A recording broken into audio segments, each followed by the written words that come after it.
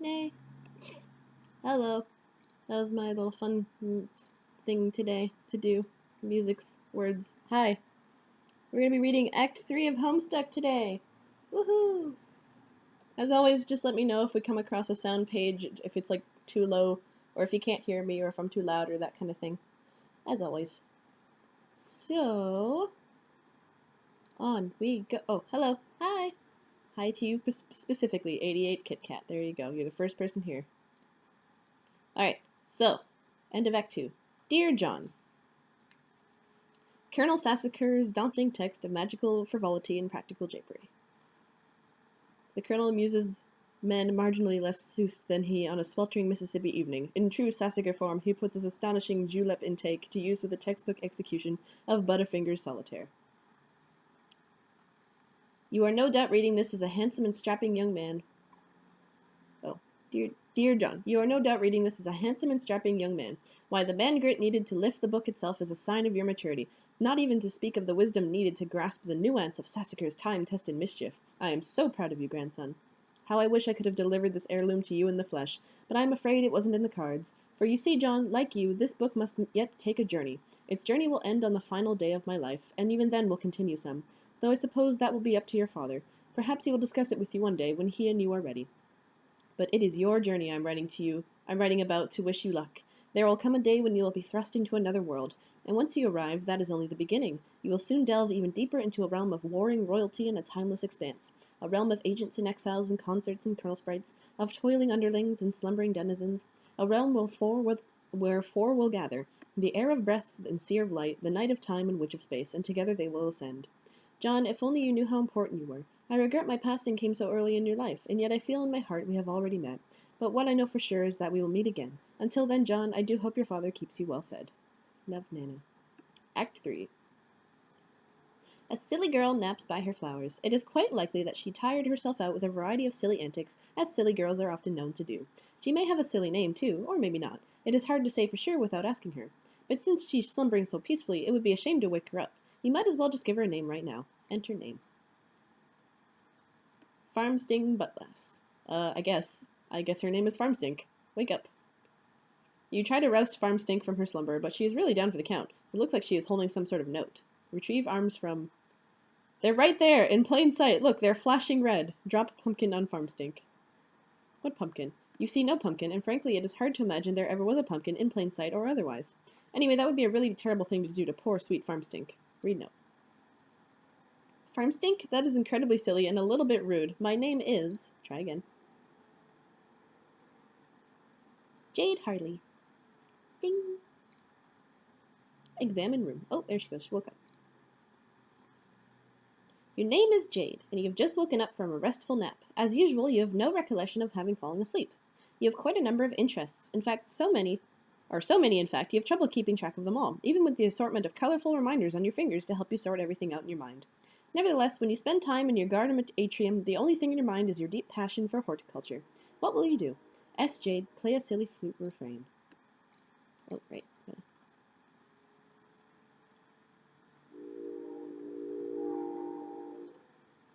Oh, yeah.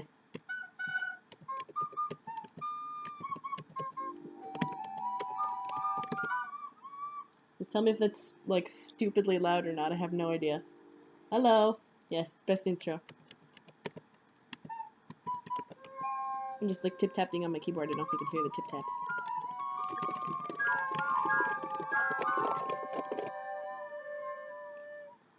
There we go. I tired her out. Wow, you really suck at this thing. Maybe you should try playing on an instrument you actually know how to play instead, like the one in your bedroom. Honestly, you have no idea where this flute even came from. Things seem to appear and disappear around here all the time, especially to your unending chagrin any sort of large orange gourd that might be lying around. You consider throwing the flute down in disgust. Jade, captcha flute. On second thought, it's a perfectly nice flute, and there's no reason to take your frustration out on it. You just need some practice. But before you captcha your flute, you will need to set your fetch modus first. Jade, set modus.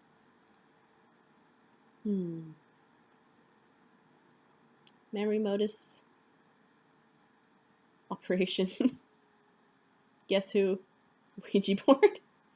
Jenga. Connect 4. Clue. Monopoly Yahtzee. Pictionary. Boggle. You have a wide variety of fetch modi to choose from. You were really excited when your grandpa brought you this modus set for Christmas. He is a total badass, even if a little strict. You typically opt for the memory modus when it comes to matters of day-to-day practicality. Jade, select memory. You set your modus to memory and capture log the flute. You allot 9 cards for the modus from your deck, since that will be more than enough for your needs at the moment. This modus grabs 9 more cards for matching purposes. The flute is split up on 2 blank cards and mixed randomly into the grid. To retrieve the item, you must first pick 1 card and then pick its matching card. For the typical Silodexer, this modus presents a frustrating guessing game and a lot of wasted time on mismatching. But you like it because you seem to have an knack for always guessing right on the first try. Jade, squeal like a piglet and fertilize some plants. That is an awfully silly idea and is basically a waste of everyone's time. You will predictably disregard this thought and focus on more sensible objectives at once. Oh my god, this is so much fun. Jade's a very silly girl. I like Jade. Best song in Homestuck, thanks. You catalog the bag of fertilizer. Jade, consult colorful reminders. You tend to have a lot of these things on your mind at once and can be a little forgetful, so you keep a variety of colored strings on your fingers as reminders. Each one means there is something different to remember at a certain time. In fact, looking at your index finger reminds you that there is something important to remember now. It is your friend John's birthday. The green string reminds you that John's birthday package will arrive today. The blue string also reminds you that John's birthday package will arrive today, though in a way that means something slightly different. You are further reminded that you have some things to do outside your house soon, but you should stop by your room first for some supplies, and most importantly, to see if John is online and wish him a happy birthday. Jade, capture-log the pumpkin growing next to you. You snap up that pumpkin, which seems suitably ripe for the taking. Hopefully, the safety of your Silodex will prevent it from being spirited away like so many of its ephemeral predecessors. Jade, exit this room. See, some of these, they're static when I think they shouldn't be. Yeah, it's supposed to be a GIF. But for some reason, they don't play all the time. Oh well. You make your way to the middle of the garden atrium where a stairwell joins the 4 atrium wings. Upstairs is your grandfather's laboratory as well as your bedroom. Jade, capture log something. Your memory modus is hardly any fun without much stuff in it, so you decide to stock up with some fresh produce to fill with more cards. You pick up a juicy red crabapple. You go pick a nice looking key lime. Then a delicious mandarin orange. Those are your favorite. And finally, a ripe yellow Eureka lemon. Modus fun aside, you feel it is impossible to have too many fresh fruits and vegetables on hand. Jade, go upstairs to bedroom. You almost never use the stairs. Boop. You transportalize upstairs, just above is your room. Jade, ascend. You enter your bedroom. On this side of the room, you are immediately confronted with numerous artifacts highlighting your various interests. You are an avid follower of cartoon shows of considerable nostalgic appeal. You have a profound zeal for marvelous and fantastical fauna of an anthropomorphological persuasion. You have an uncanny knack for nuclear physics, and not infrequently can be found dabbling in rather advanced gadgetry. You enjoy sporadic fits of narcolepsy, your love of gardening transcends the glass confines of your atrium, and you are at times prone to patterns of precognitive pre-gnostication. You consider very briefly the question, what will you do? But you quickly realize there is only one half of your room, and is therefore host only half of your interest to choose from. Jade, explore the other half of your room. Over there are yet more articles of your aforementioned interests, and then some. Additional telltale signs of your enthusiasm for nostalgic television mingle with your assortment of game-hunting firearms. You are a skilled markswoman, though your crosshairs would never settle on an innocent creature, anthropomorphically persuaded or otherwise. Your work table is littered with equipment to facilitate your tinkering. For you, experimentation is not a particularly exact science, and you lean heavily on sharp intuition for consistently and eerily optimal results. Nevertheless, you have still not been able to get that broad, flat gizmo there to work, which is a design you have borrowed from one of your grandpa's more mysterious inventions. You are a great admirer of his, and you are not alone. Your grandfather is a world-renowned explorer, naturalist, treasure hunter, archaeologist, scientist, adventurer, big game hunter, billionaire extraordinaire. He's taught you everything you know. That makes me sad to find out that he is actually a billionaire, and yet his own kids in Hive Swap are just living in, like, derelict conditions and ordering takeout food and, like... Ugh. Curse you, Jake. But in spite of all his lessons, it is still difficult to escape his stern lectures when you are on the way out of the house to run your errands. He spends most of his time in his grand foyer, stewing in his own intensity and charisma. And today will likely be no exception. Among the errands you have planned is to venture out to find your pet and best friend named Becquerel. This animal must be fed, and he will not be happy if he is not. And if he is not happy, then you will not be happy. But first you should really dig out your computer and say hi to John. Now, what will you do? Jade, quickly retrieve firearms from wall. Boop. You equipped your trusty hunting rifle. This would be hell to pay if There would be hell to pay if Granddad caught you leaving the house without it. Jade, wonder why the design on your shirt changed. There isn't much to wonder, really. You left the wardrobifier on its randomization setting. You may contemplate which shirt design you favor the most and commit to that setting in the near future. Jade, capture log nearest Squiddle's doll and hug it. Just before you can grab one, the powerful electromagnets concealed in their underbellies have become activated, and two of them will get all tangled up with each other playfully. Tangle buddies. You capture log the Tangle Buddies. Jade, lose interest in fauna and never speak of it again. Oh, but you could never do that! What marvelous creatures they are! What a daring dream, to combine the finest qualities of humanity with the elegance and nobility of the animal kingdom. How you wish you could know their world, to hear one night those muted paw pads traipse up your stairs, a low but friendly growl unsettles your slumber, and as the soap seeps from your eyes, they detect a sharp pair of ears cutting moonlight. A mysterious woven tongue invites. Wouldn't those ears suit you? Would not this proud, long snout assist you in the hunt? No need to answer. Words slough from the busy mind like a useless dead membrane, and a more visceral sapience takes over. Something simpler is in charge now, a force untouched by the concerns and burdens of the upright, that partial yoke the bipedal toe. It now drives you through the midnight brush, your paws whisking through creepers, unearthing which each bold stomp bright odors demanding investigation. But not for long, as you as your new friend was claimed the night with piercing howls moonward. You eat a weird buck, and you don't even care. I wish Nepeta and Jade interacted. I wish they did. They would have so much fun role-playing. Look at this. She thought and wrote about this all herself. She would love to be friends with Nepeta. Jade, pick up your toys. Speaking of which, you pick up and admire one of your Manthro chaps. They are wonderful friends and are always cheerful and pleasant fellows. Why, dear Mr. Coxcomb, however will you be received at the barnyard gala without the trappings of a proper gentleman? Each Manthro chap comes with a number of accessories, including articles of formal attire, a vaccination kit, and a dishwasher-safe sloth trough. Jade, organize all your dolls. You gather all your dolls into a rather cozy-looking pile. Tangle buddies. Jade, change wardrobifier setting. You deactivate the wardrobifier's randomization mode and set it to cycle through these 3 shirt designs. The decision was tough, but you think you came to the best possible conclusion. Oh, there's a poll, though. Jade, look out the window. It is another beautiful day in your neighborhood. It is peaceful and quiet as usual. A rather imposing volcano looms over your house, which has been inactive for centuries. Though dormant on the surface, the volcanic activity deep underground provides your house with a source of geothermal power. You are not sure why your grandfather decided to draw from this source of energy when he had the unlimited power of the atom at his disposal, but it has been this way for as long as you can remember. You have chalked it up to your family's long-standing propensity for eclectic fursuits. Wait, you mean pursuits. Jade, retrieve fursuit from magic chest. What is this nonsense about fursuits? You do not own a fursuit. You think anthropomorphic fauna are really cute and enchanting and all, but it has never occurred to you to dress as one. Sure, it is fun to imagine what it would be like to run wild with a pack of wolves, or purr and frolic with a litter of kittens, but dressing up as an animal just seems ridiculous. It would still just be a silly girl draped in a raggedy synthetic tufty piece of crap, and seriously, who are you trying to kid with that sort of baloney? Anyway, it is not a magic chest, it is your gadget chest, which you have adapted for storing a number of useful gizmos. It was once your oracle's trunk, a gift from your grandfather, of course, and still contains many silly fortune-telling knickknacks, all of which are completely bogus. Jade, open chest.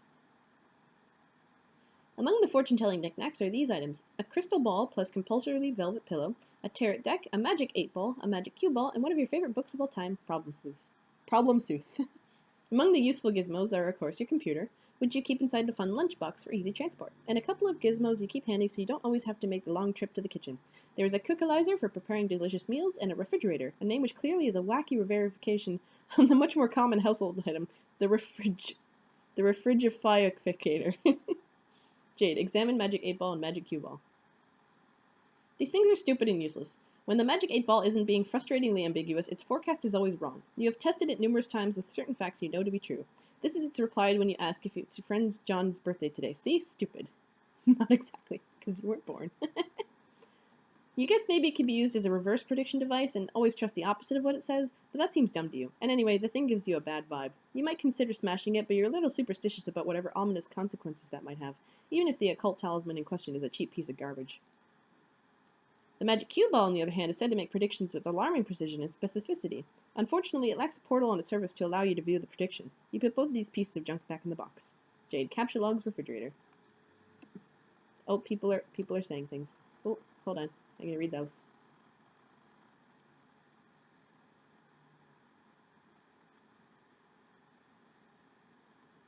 Well, did Nepeta roleplay with Jade? It was probably off-screen. Yeah, it was like inferred, but off-screen, I guess. Teehee inferred. Yeah, that's fair. They probably did. But I wish I could have seen that, regardless. You take the refrigerator. You might as well grab the cookalizer too. No portable kitchen is complete without it. You take your lunch top too, because obviously you're going to be using that pretty soon. Whoops, there goes your flute, but who cares? Jade, feed your friend. Before you go out to feed Beck, you will need to prepare a meal for him. You clear some space on your work table so you can set up your refrigerator and cookalizer. Just for fun, Jade allows you to take a stab at matching the cards to use for gizmos. It doesn't present much of a challenge for her, so she figures she might as well step aside while providing a few generous hints. No, warmer, warmer, cooler, cooler, cold, warmer, yes, no, cold, ice cold, warmer, warmer.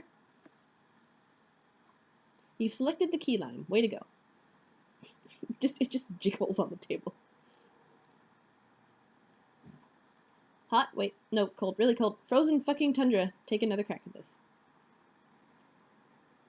Congratulations, you advance your matching skills to a new level. Yukon Hero, Legacy of the Frostbite Amputee. Jade is beginning to regret breaking the fourth wall for this ill-advised escapade. Okay, one more time. If it were known in advance how terrible you were going to be at this matching game, the author may have given second thought to preparing this cool and interactive Flash application. Look at all these fruits on the loose. Good luck trying to settle them down. You just deploy the gadgets yourself. Jade, stick fruits in the refrigerator to keep them fresh. These fruits are unlikely to become less imputed anytime soon, regardless of where they are stored, but you stick them in anyway. You take a look at the refrigerator's rotary interface. You wonder what he is in the mood for today. Jade, press the steak button. Okay, well, it's a rotary dial, so there's no buttons to press, but whatever, that doesn't really matter. You dial up a thick T-bone steak, which you are sure Beckerel is in the mood for because he's in the mood for steak every day and is never in the mood for anything else. But he does like a steak well cooked. Jade, lightly irradiate steak. He does not prefer his steak rare, after all, but you will not dignify the thought of turning the knob much further because you are not retarded. You capsulog the irradiated steak and save it for your trip outside. You probably shouldn't waste much more time. You wouldn't want all those nice depleted steak isotopes to settle down. Jade, examine the atomic base by your bed. You wouldn't exactly call it an atomic base, but it is heavily customized to accommodate a high level of musical virtuosity, the perfect instrument for the eclectically spirited. You've tuned the strings way down, of course, because your stumpy arms can't reach the low notes.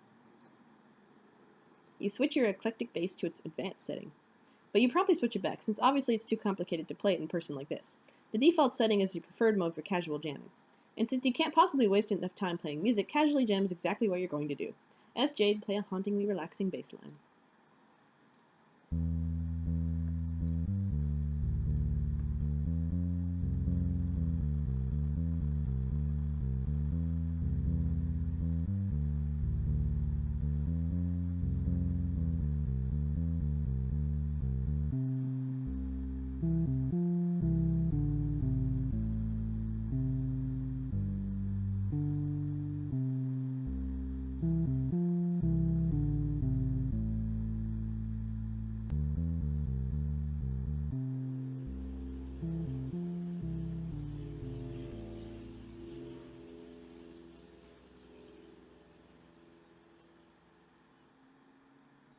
There it goes. Jade's Island is so nice. I'd love to live on an island like that. Also, I love how the path like circles around the mountain. You just go straight up, but nope. Transportalizer. Alright, Jade, capture log space. You take the portable amp from the wall socket too. Jade, open lunch top. You like to make yourself comfy in your plushy pile before getting down to business with your computer. Jade, get down to business.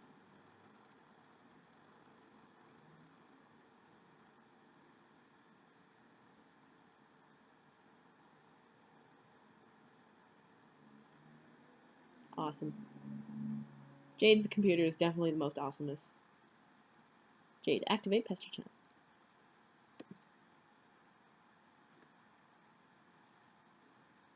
Hey look, John is online. Hooray! Well, it looks like Dave pestered you about something yesterday, but you missed it. Hey, look who that is. So chum roll troll slum. Pester chum enamel, much shinier. Jade, pester John. You greet John, but he does not respond. He is undoubtedly gallivanting around his house in a state of barely restrained birthday mirth. He may also be retrieving the 2 packages and the 2 envelopes which you are certain came in the mail from earlier. You will wait a little while and see if he returns before you head out. Jade, see if Dave left you a sweet new wrap. It does not appear so, but you just never know what that crazy and cool guy. So cool. Hey, oh, you're asleep again, aren't you? Or do you even know if you are? I still don't know how that works. I don't know why I believe anything you say, like in the Grand Marshal of Gross Chumpage, waving around my faggoty chump doctor baton, assistant director of chumpography, celebrated author Ernest Chumping Way. Wait, week. Yeah. I already even know if that works. I still don't know what that means. It's like nothing means anything. It's so cool getting hella chumped by your coquettish damn riddles all the time. I don't know why I believe anything you say, like, I don't know why I believe anything you say. I'm like the Grand Marshal of Gross Chumpage, waving around my faggoty chump doctor baton. Assistant Director of Chumpography, celebrated author Ernest Chumping Way. Wait, week. Chumpelstiltskin, Chumple dipshit. Yeah, you're asleep. Yes, no. ASL, S equals species. Baboon. Kangaroo rat. If kangaroo, yeah. You have twice, please. Okay, well, you're not saying anything, so I guess whether you're not awake or unasleep or whatever, you're just not around, and I'm wasting good material. Even worse, I'm wasting a killer persona here. Like, I don't even know, like a wide-open V-shaped leotard and a fuck-ton of body paint. Like some sinewy, back-arching Cirque du Soleil-looking motherfucker. Always low to the ground, getting a good prowl on. Like I dropped my keys in the dark. Nimblest son of a bitch who had the gumption to glue a nasty pair of latex cat lips to his face. For a reason that wasn't a joke. Hey, Jade. Jade, hey, where are you? Seriously, I'm sitting through here tonight with a fucking bag of kibble jacked open on my lap and primed for a goddamn bear, and you're gone. By the way, my name is Aquit Permusk. Hardest buttock in the jungle. Tempered steel. Hey, yeah, just wanted to give you this remix I finished. Here. File. Explore remix MP3. So yeah, you don't have to respond to any of that, by the way. I'll just probably forget half the shit I said anyway. Talk to you tomorrow. S. Jade. Open Fresh Jams.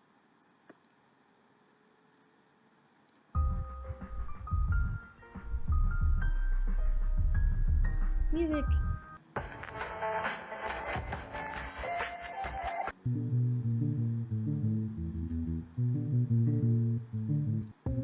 Just listen to a couple of these.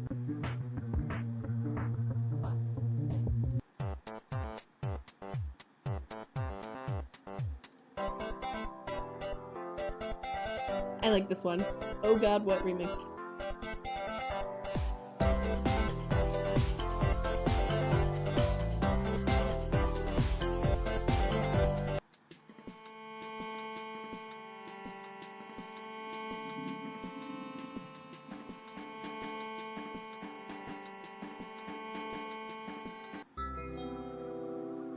This one's pretty too.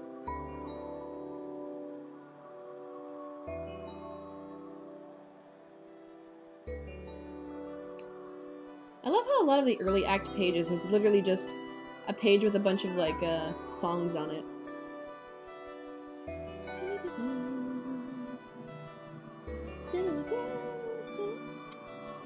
Let's explore this. Oh yes, that one.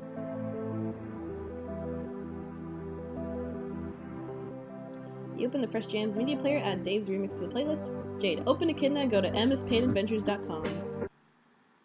Again, another relic. Boggle vacantly at these shenanigans. You open your web browser and visit MSPA. You navigate to a random page in the middle of the latest epic. Looks like he was just finishing up some sort of weird tangential intermission here. Whatever it was, it clearly advanced the plot in no relevant way whatsoever. End intermission.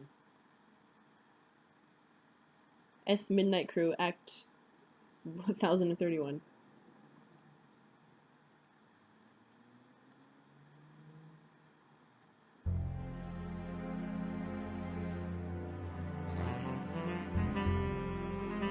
Midnight Crew is always a good time. I wish he had made like an adventure for these guys, like their own little thing. Like whatever happened on their planet in like the Trolls Moon place, like spoilers, like when you go to Cascade and you see like Snowman go draw Slades and she shoots her in the heart. Like, what's the story there? I want to know.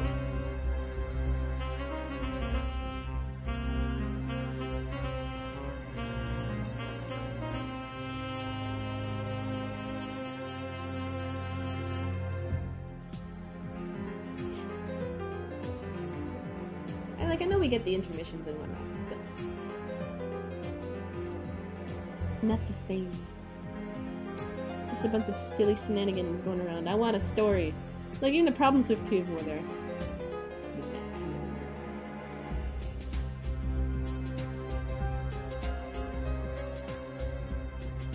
Such good music.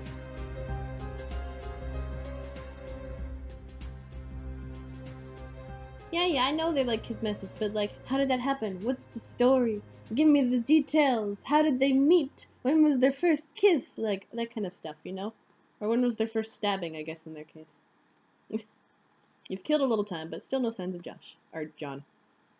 Jade, Pester Dave. Hi, Dave. Hey, sup. Not much sup with you, bro. Hehe. Ha, good one. Sorry, being chill, I guess. You know how it goes. Great. Feeling cool today, Mr. Cool Guy? Oh, man, you know it. So cool. You know, this shit is ice cold up in here. Shit is wicked bananas, I'm telling you. So have you talked to John today?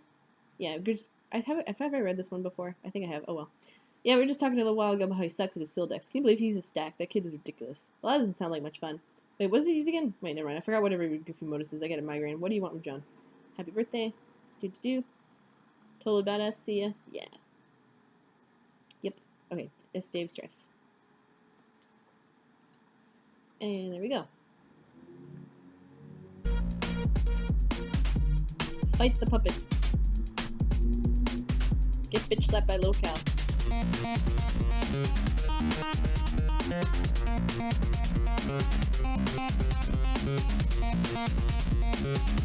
How fucking fast is bro to be like doing all of this shit? Like, really? Has to be like 30 times faster than the average person.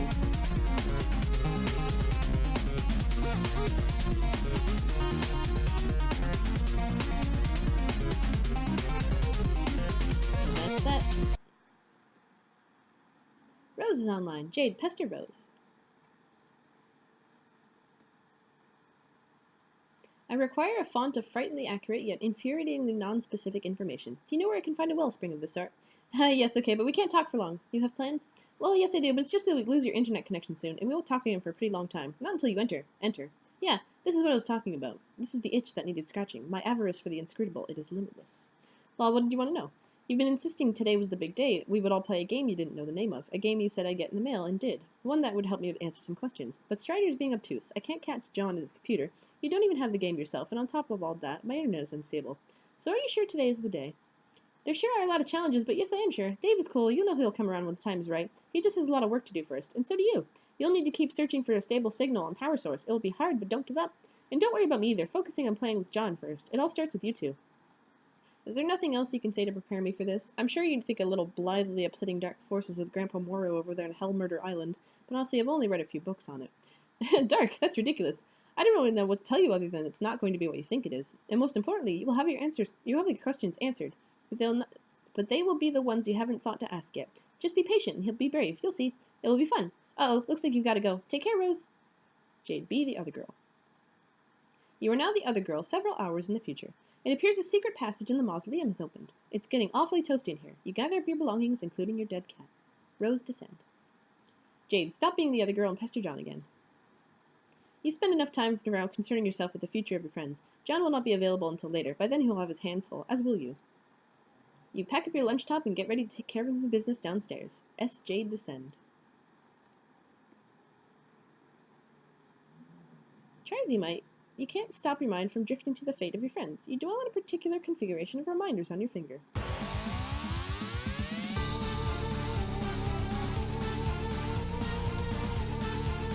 Boing, boing, boing, boing, boing, boing, boing, boing, boing, boing, boing.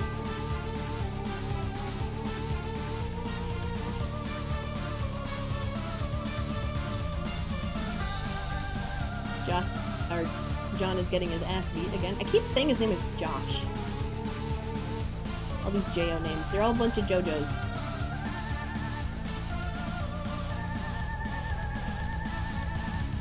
John, don't just stand there getting your butt kicked. Fight back. You can do this. Eat the cookies. The ghostly nana cookies. There we go. And now it loops. Also in the future. But years, not hours. Under bare white branches, a sentry wakens.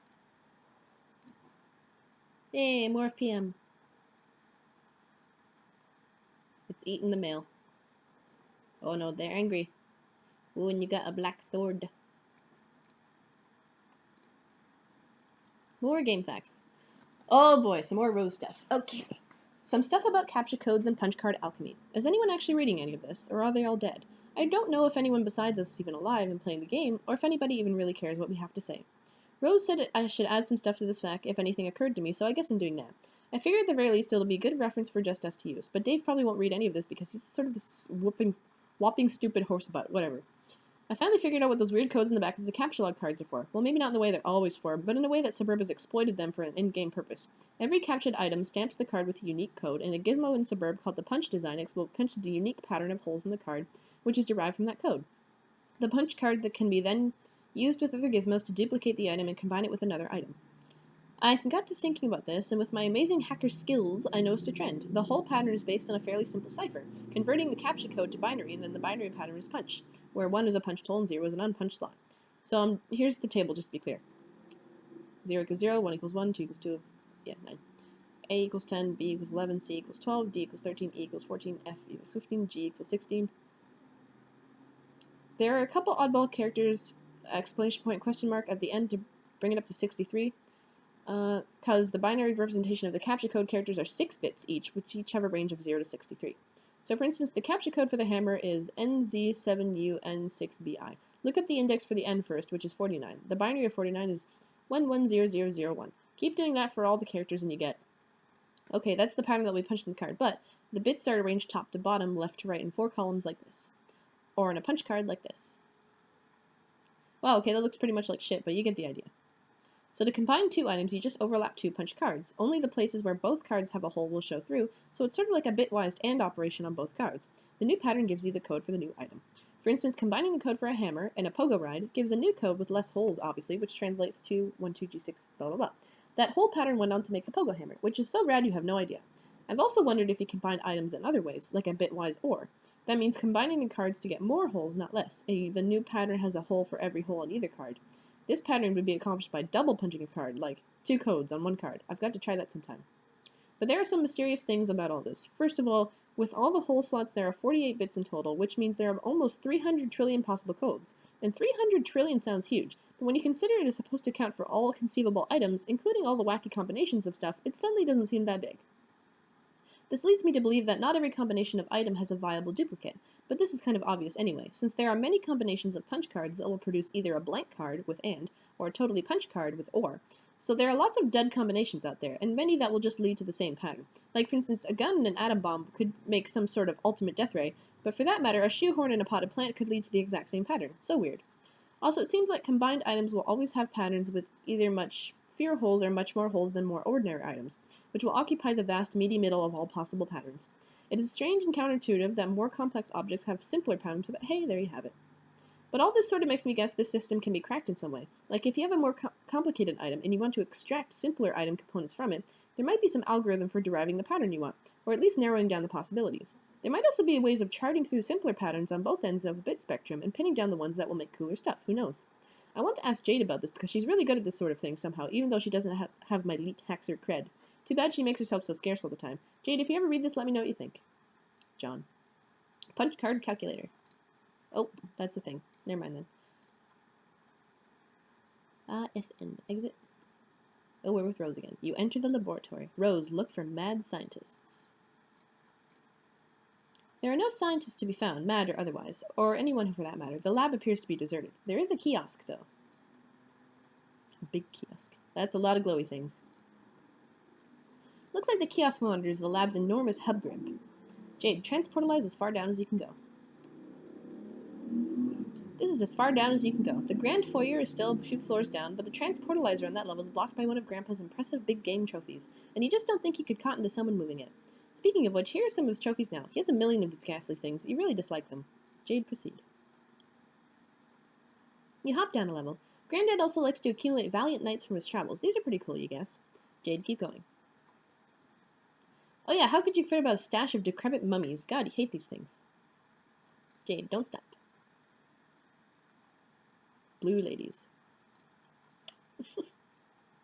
This is your grandfather's collection of what he refers to as his beauties. No lovely lady will be fit for his collection unless her portrait has spent at least 20 years bleaching on the front window of a beauty parlor, a sort of establishment he's plundered no less frequently than ancient tombs. You guess they were sort of like your sisters while growing up, and you were always encouraged to look up to them. They are all awfully pretty ladies, you suppose, but it was always hard to get as excited about them as Grandpa. Jade, study hard and keep your rifle at the ready. When adventure summons, I know you will rise to the task and take your rightful place among the daughters of Eclectica. That old coat shares a bag of wind. Jade, complete your descent. That's the noise I imagine this thing making, just...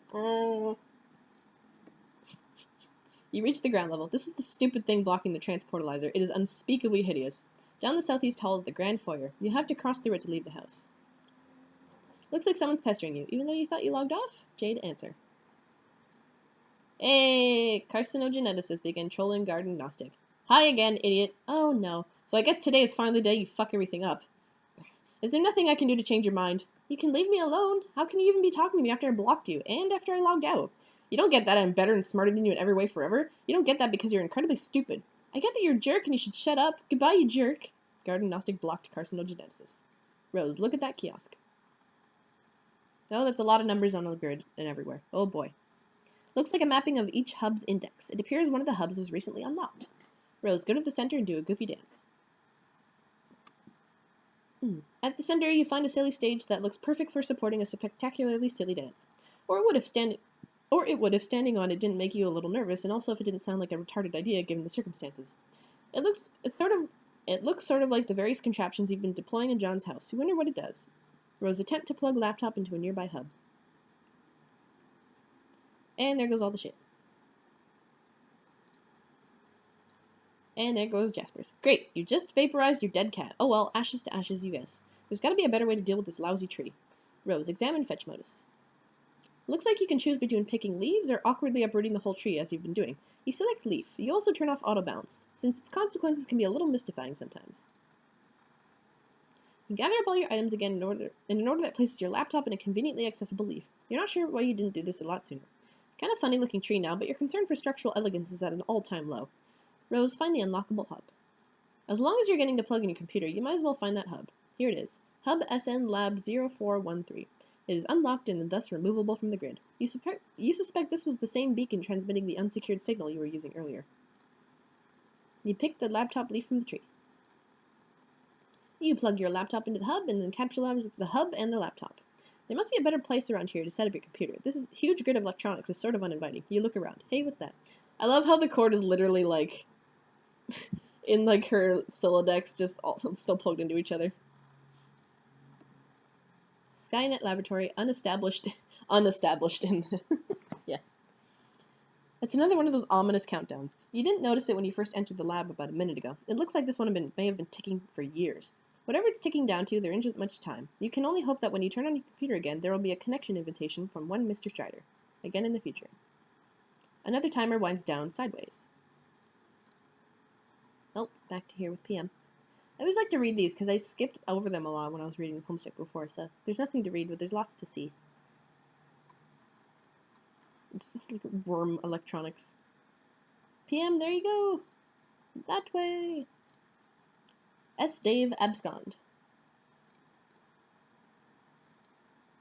Oh, great. Always have to let the flash happen. Can't abscond, bro. Yeah, you're not getting away from brother this time.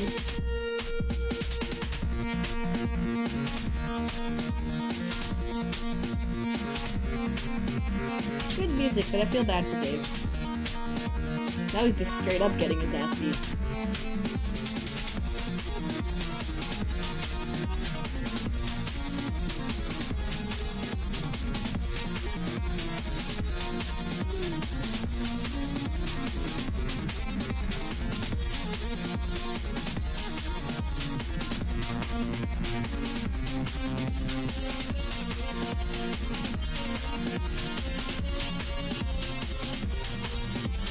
Oh yes, someone in the Twitch chat is asking about like other people playing server game, and yes, Fedora Freak. We will find out later that like, well, first of all, Fedora Freak is literally John's next door neighbor, and like his dad's like one of his friends, kind of thing, on his PDA. Yeah, I'm gonna turn off the music. Keeps happening. Yes, just so I can talk. Yeah. So Fedora Freak is literally his next door neighbor. So the guy, because he mentions the house right next to him being exploded and like that kind of stuff. So we know it's John's house that when he entered. So Fedora Freak is next door neighbor. Somehow survived all that and is salvaging his ties and manly things, whatever. And his PDA, later we'll see more text from him and like his whole business thing or whatever, and we'll get implications that he somehow ended up in Suburb as well. I don't know, like, I can't remember if that was because he seemingly like hitched a ride the same way Dad got into John's session, or if he was doing his own session, but like, we'll get to that part later. But yes, definitely other people have been playing Suburb. even like if you can look up the game facts, you can see other game facts about Suburb written by other people who look like they have Pester Chum names. Like there's some kind of chaotic demon guy, whatever. It's not like a thing, but other people have definitely played the game. It's just they all died before they got to enter, pretty much. Like they loaded up the CD and then they got killed by a meteor. So the amount of people who actually entered into their own sessions seems to be low. The amount of people who started up the CD, like, could be millions. Alright, it keeps happening. What does? You don't have time to humor every random thought that pops into your head. The clock is ticking. Rose, look around for anything else of importance. This looks like something of importance. Yeah. All of these coordinates, like, all these different meteors, I bet you, like, any money, that's people who, like, started up the CD. Now, probably most of them are going to die via meteor. I don't know how many of them actually get to enter the game, but those are almost certainly people who have at least put the CD into their computer. It appears to be Skynet's primary session terminal, yeah, monitoring a great number of Suburb sessions in the northeastern United States and parts of Canada. Yeah, there you go. Those are how many sessions that have been happening just in US and Canada. Upon further investigation, you draw some logical conclusions. It looks like each session consists of an IP address and a physical location. The colored dots on the map appear to be meteor impact sites. It seems each session corresponds with a meteor, but not all meteors have sessions. Yeah, not each session corresponds with a meteor, but not all the meteors have sessions. The color of the dot appears to indicate the status of the meteor's descent. The red dots indicate meteors that have already landed, yellow dots are imminent collisions, green will impact later, and blue will take the longest to touch down. So yeah, there's all, like, different IP addresses here. So there's at least this many different sessions. Actually, I wonder if I can make this picture bigger and, like, look at it. So you can read all these. Yeah, I can't really read what's up there. These are more just coordinate locations. Okay, no, these white numbers, these are IP addresses, because I recognize the format. So each one of those numbers in the line is a different session. These here are coordinate locations, so they're meteors and they're color-coded coordinately. Yeah. So this is like the preview hint image of this, but these are all individual sessions that someone actually got into the game and logged on and whatnot. So there you go. As many of those are. I don't want to count them because I'm lazy.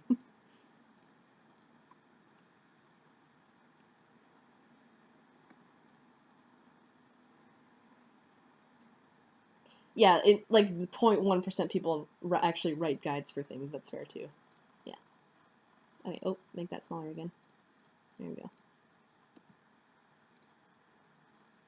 You use the panel to center on your present location and zoom in. Surrounding the lab are, of course, hundreds of smaller meteors that have been raining down steadily throughout the evening. Most of these meteorites have either landed already or will shortly. Centered over the lab is a significantly larger imminent collision. You can't say precisely how imminent, but you could certainly take an educated stab at it. Just southwest of the lab, centered suspiciously near the location of your house, is an even larger looming collision, though this one appears slightly less imminent. The terminal looks like it can monitor any meteor or session around the world. Search filters can be applied as well, restricting results based on size, time of impact, location, and so on. So they can actually, not just the US and Canada, but all over the world, they can actually look if they want to. But obviously, of course, our main four are the most important ones. Which is funny, like I noticed, like, too, so any one of these little tiny meteors could have been a session, depending on IP address. But these bigger ones, like, look how huge, like, I think that's Jade's in particular. Look how huge hers is compared to, like, all the rest of things, even though we know there's sessions with meteors happening all over here. So what's interesting is that even though starting up your own little session will send raining meteors down into your house, I don't necessarily think they'll be lethal meteors. Like, these are obviously lethal meteors that are going to cause huge explosions and kill whoever's in the house, but if you're just some regular old Joe, you know, you're not Rose or Jade or whatever, and you're just starting up your own session somewhere around here, you're not going to get, like, a big apocalyptic meteor. You are going to die still, regardless, because this meteor is enough to kill the entire planet, but, like, just your own meteor hitting your house is, like, unless you get hit directly on the head by it, you're not likely to die. So you have less of, like, a time limit, I guess. Your time limit is like the time limit of the most dangerous meteor, if that makes sense. Yeah. You zoom all the way out and narrow the search based on size. The two at the top of the list appear to be the biggest by far. You examine only their coordinates. The second biggest is centered over a U.S. city. The biggest by a landslide is, luckily for the Earth you suppose, way out in the middle of the Pacific Ocean. Rose, turn on your laptop, check on John. You plug the laptop into the hub again and turn it on. It is now powered and connected to the wireless signal the hub is broadcasting. Your Suburb session reconnects. No sign of John here. You wonder why the house is shaking. Last time you saw him, he was on one of the roof platforms. You'll have to navigate via the suburb interface to find him. S. Rosa Sand. Click, navigate, go up. More things. There's nothing really else to click on, I think, eh? No, just the button arrows. More imps. Up we go, up we go, all up here.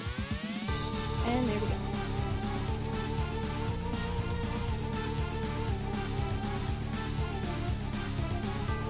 John, kick ass. You can do it. Of course, Nana helping is always a plus.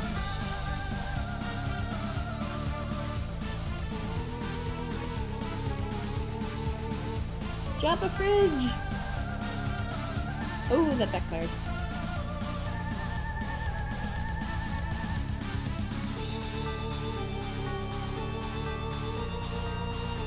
Just drop everything. All of the various bathroom appliances.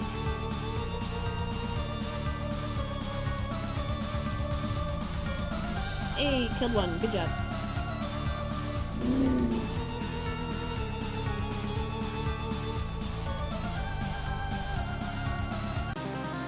Hey, you win! And there's multiple back things. Okay. High five and Anakin. Left hanging long enough. John, like, boosted full of adrenaline, covered in blood. Good work, John! Oh hey, you're back. For now. It looks like I'll have to leave again shortly. It looks like there's another large meteor headed for my present location. Oh, so you mean Dave connected with you? Not yet. I'll explain later. But I think I've determined that activating the timer in the game is not directly responsible for summoning a meteor to your location. The countdown seems to merely exist as a kind of warning to the player, as well as a strange coincidence. So, yeah, you starting up your game doesn't cause the meteors, it's just like, you log on to the whole, like, hey, this is when that meteor is going to happen. You weren't aware of it until now, but it was always going to happen. Okay, I don't really think I get it. Is this relevant? Probably not at the moment, and certainly not to you. I have to go. Okay, later. P.S. Try not to waste too much of that grist while I'm gone. John, climb the echelon. You rocket up the echelon to the dizzying heights of the vaunted Boy Skylark Run. Your new feather is hard-earned and well-deserved, and alarmingly fashionable. John, collect fat loots. You and your ceramic portcollar rejoice in the mound of wealth yielded from your meteoric ascent up the ladder. You are still not sure if all these boondollars can actually get what all these boondollars can actually get you, but when pulling in such insane loot hand over fist like this, who cares? Not you. Can I actually scroll up? No, I can't do that. Pick up as much grist as you can hold. Your expanded cash limit is more than enough to accommodate the grist windfall. You gather up 2,260 pieces of build grist, 1,040 pieces of shale, 490 drops of tar, and 350 drops of mercury. You can't wait to find out what amazing items this new supply of grist will be just barely insufficient to produce. Oh god, there's grist littered down there too. Those stupid ogres were like huge grist pinatas. One of those big sour grape electric holocaust fruit gushers is jammed into the hole in the platform. I guess there's only one way to get it. Only one way to get it. Nana Sprite. John, don't forget your book. It is your birthright. You ought to give it a read when you have a moment, particularly the first several pages. Okay, Nana, I will. Hey, Nana. Yes, dear. Since I'm trying to get up to that gate, and since you can sort of conjure floating beds and throw me around and all, couldn't you just throw me up the gate? Yes, of course, John, but that would not serve your purpose well. There's a very good reason why you should build up to it, and then keep building. Oh, okay, I guess that's what I figured. So just one more thing. Do you think that instead of telling me exactly why that is with a clear explanation, you can give me a series of really coy riddles about it and then sort of giggle? John, you are a very fresh young man. Your father has done such a wonderful job raising you. I am so proud of you both. I guess. When you pass through the first gate, everything will change. You will find the place where the constellations dance beneath the clouds, and then your true work may begin. Hoo, hoo, hoo. John, I suddenly understand everything. Elsewhere we find a place where a kingdom lies entrenched beyond an impenetrable veil of darkness. Hey, there's Dad. Get him, Dad! Punch him! Punch the sad little clown man! Oh, look who's watching. Graveyard stuffers. You are now the Peregrine Mendicant. You are flying westward in your peculiar mobile station. You have no sense of your bearings presently. The door is blocked by a metal column which extended through the entry shaft before liftoff. What will you do? PM, check the mail. This message to Dr. Brenner looks pretty serious. Open envelope. Never! The mail is sacred, and sacred is the trust between the postman and the recipients of his precious parcels. You have made a solemn pledge to deliver this letter to the doctor, just as soon as you determine where this address is, or find any sort of discernible mailing address in this wasteland for that matter. The mail is freedom. The mail is life. The mail is the very fabric of civilization. Wait, hold that thought for one moment. The mail is the one final hope of resurrecting a dead planet from its ashes, and the letter carriers are the brave soldiers of God in this righteous crusade. They are the defenders of the light of knowledge, free communication, and the exchange of ideas. They are the bold toters of all those little papery conduits of freedom, the white postmark angels that whisper a message on their deliverance, a promise to the yearning, there is hope yet. Liberty, reason, justice, civility, edification, perfection, mail. PM. Examine keyboard and screen. It's the terminal used to activate the station's homing mechanism. It looks like it has now returned control to you. The default viewport displays commands previously entered, including your last and only command, home. Type view. You type another one of the previously entered commands. It switches to the view of a young girl standing alone somewhere. There is heavy amount of video interference of some sort. The girl seems familiar to you. Greetings. Don't I know you?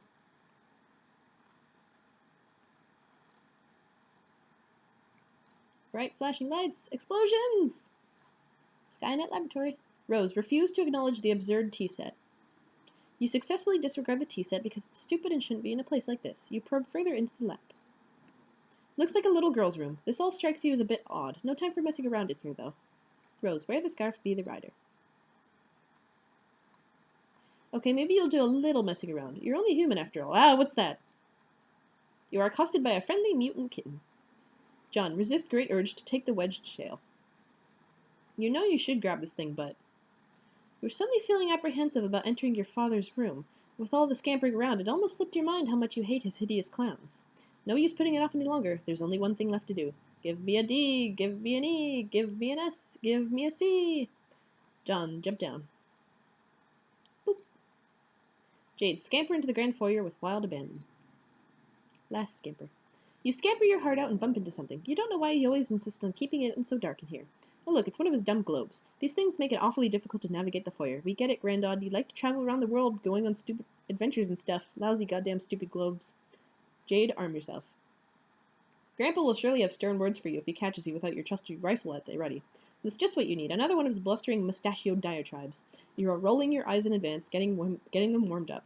But ideally you can evade him altogether. All you have to do is get past the fireplace and out the front door, and you will be scot-free.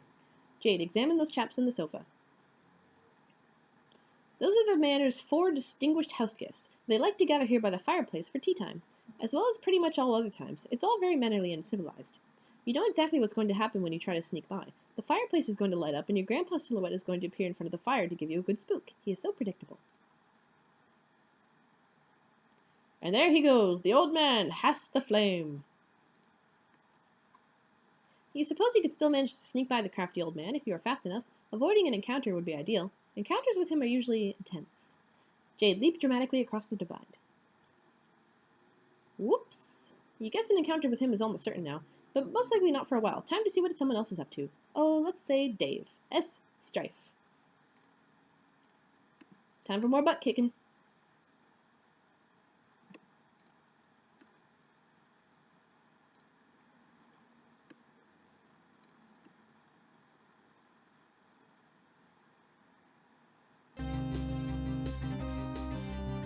Breathe.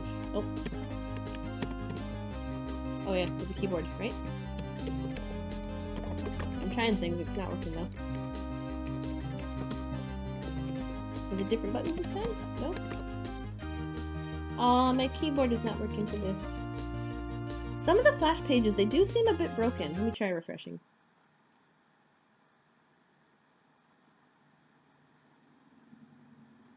Flash control. Yes, allow this website. Just allow it in general.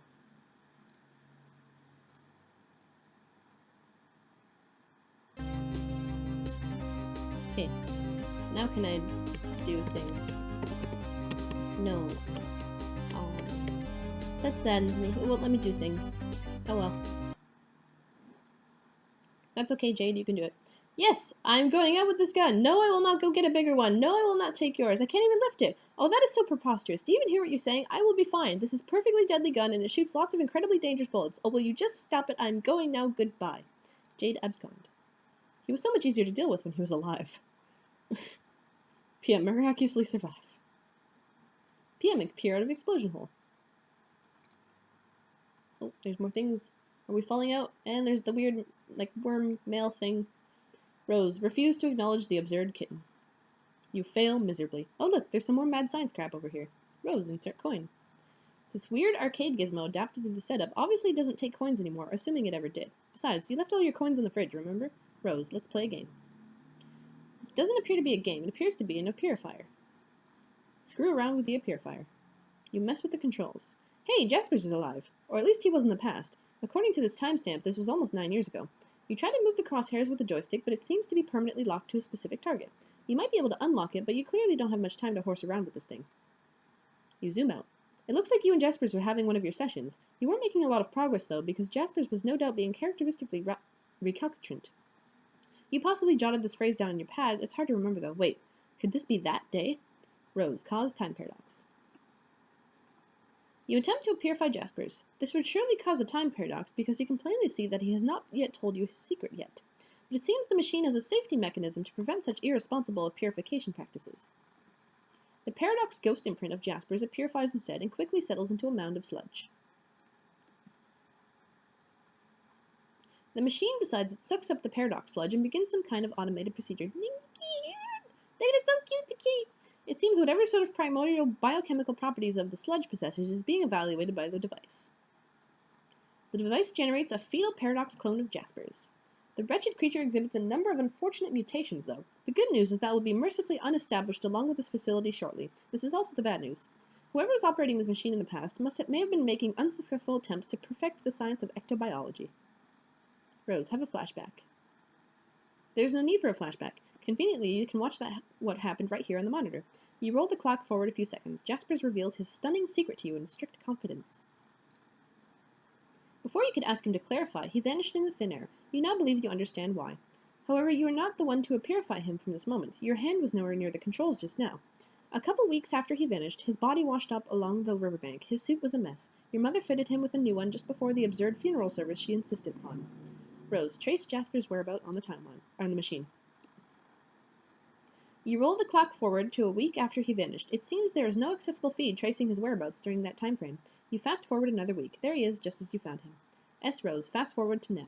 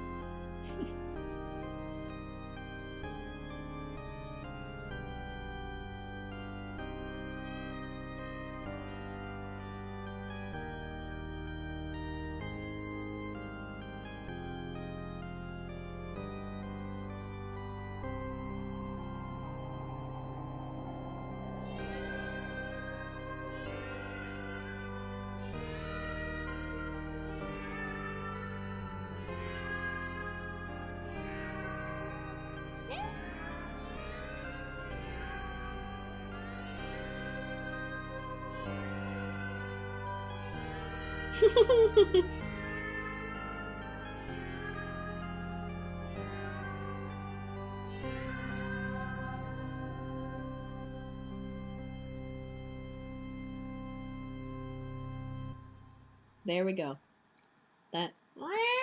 Yeah. Just cats. Everywhere's cats. It's Jaspers! He's alive! Well, okay, he's still dead, but his body's intact. Turns out it wasn't some kind of disintegratificator like you thought. It's more like an escapalizer. Rose, appearify Jaspers immediately. Good thing you finally got all this sorted out. You only have 10 seconds to spare. Time to stash the dead cat in Amscray. Rose, stop fooling around and transportalize out of there. Boop. Pretty decent escapalization. Jade, locate and feed the devil beast you call a pet. Good luck finding him. If he wants to be found, he will find you. Becquerel's always managed to elude your prognosticative faculties. He is completely invisible to your intuition somehow, a property almost totally unique to him. It used to freak you out a little, but you've long since grown accustomed to it. There he is. Huh? Oh, it was nothing. Nothing at all. Moving right along. Jade, retrieve the package you expected to arrive. The birthday package you were expecting from John arrived months late, and yet right on time. It landed over there past the crumbling monument, a satellite to the great mystic ruins at the center of the crater lagoon. John, triple somersault into the room, stick the landing. Okay, you do that. You are now in your dad's room. Where are all the clowns? You spot your dad's briefcase beside you. It probably contains all sorts of clues, or at least various forms and paperwork critical to his trade as a hilarious street performer. John, your dad is a boring businessman. I'm sorry to break it to you. Ah, yeah, here comes the secrets. Get ready for some major revelation. Wait a minute. These are just boring business documents and spreadsheets. What the hell is going on here? S. John, examine your dad's room.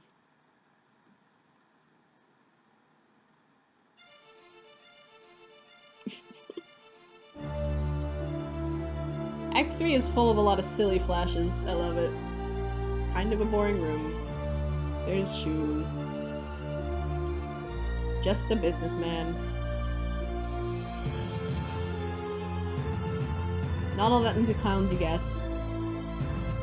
Most shocking twist yet. Who's this douchebag?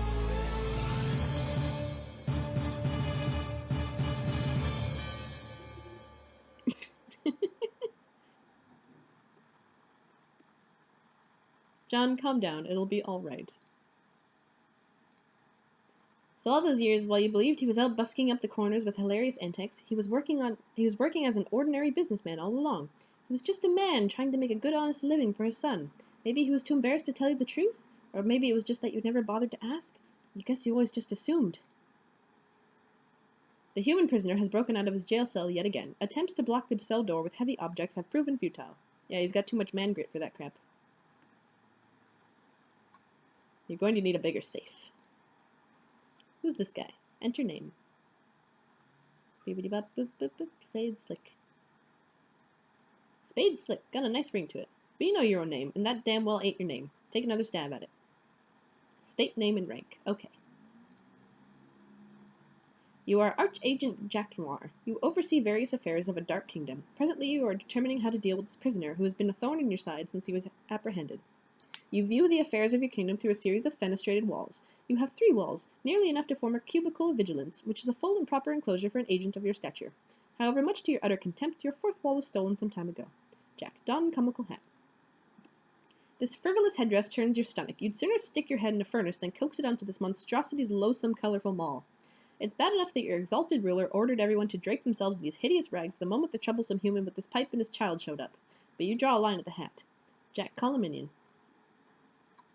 You order one of your burliest agents to the scene. He brings something heavier this time. Your transmission is interrupted. It seems your glorious monarch has concerns over your wardrobe. Fine, you begrudgingly don the comical hat. Stupid, lousy, wise, and just ruler. What a royal pain in the ass. Jack, throw down hat in disgust. You fully intend to once your superior stops breathing down your neck for a second. Wait, what now? Dad's just kicking the shit out of all these Deerside people. It's great. He's a volunteer clown, sure. Your blood is boiling so hot you could cook an egg on your carapace. Looks like you'll have to go handle this yourself. John, investigate room for anything Dad may have left behind. It seems there are some unopened birthday presents which Dad didn't get around to giving you yet. Present time. Open a present, see what's inside. Fetch modus, control deck, inventory management system, bonus capture log pack, and fetch modus inside. Incredible Silodex behavioral conglomerated fingertips. This one on the right seems promising. You open it to see what is inside, and oh god, yes. Obtain sweet loot. You tear into this thing and put a mean peep in your sweet loot. In addition to the modus control deck, you get a bonus array fetch modus, plus another 12 cards, which are practically worthless by this point, but hey, you'll take them. First thing you do is flush the extra cards into your deck. Okay, really, this is just way too many cards. John, equip array fetch modus. The array modus allows you to store and retrieve any item from any card at any time. It seems exceptionally serviceable, albeit difficult to weaponize. Boring. John, read instructions for control deck. There's nothing to read, really. You just pop some modus cartridges into the slots, fire it up, and see what happens. You start by putting the stack and queue modi into the slots. Your Silodex now behaves like both a stack and a queue. Items can be removed from either the top card or the bottom card. You see no reason at all not to jam the array cartridges in there too. You make sure to blow the dust out first, of course. The Silodex reconfigures itself into an array of distinct queue stacks. Now we're talking. This is just the sort of needless complexity you have come to expect from your inventory management system. John, unwrap the smallest present first. You have a staunch policy of always saving the biggest present for last. Always. You receive a box of delicious fruit gushers. Could this birthday get any better? You don't think so. John, open the big one. You thought wrong. He gets a nice little suit. It's cute. Fill up the entire Q stack with shoes. Okay, awesome. Q stack's full of shoes. John, capsulog fruit gushers. Dang, you spaced out and put it in the wrong Q stack. Don't worry, you'll get the hang of this thing. John, closely inspect fruit gushers box. So delicious. You can't wait to capsulog one of these packs and make like 1,000,000 gushers. Screw all this building nonsense. You'd rather make candy. Wait a minute. It can't be. The heinous batter witch has her gnarled claws and everything. What do gushers have to do with baked goods anyway? How does this make sense? Why? Why? S. John, mental breakdown.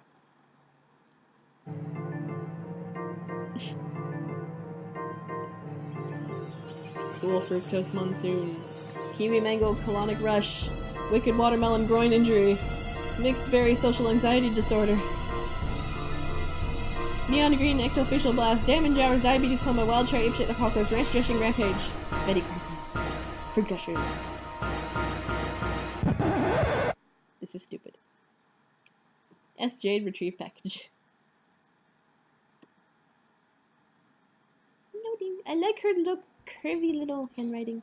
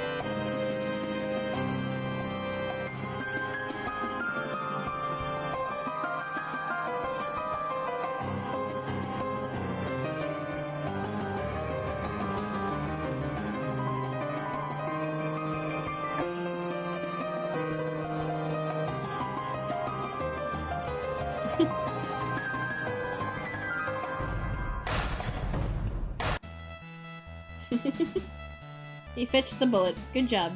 Good Beck.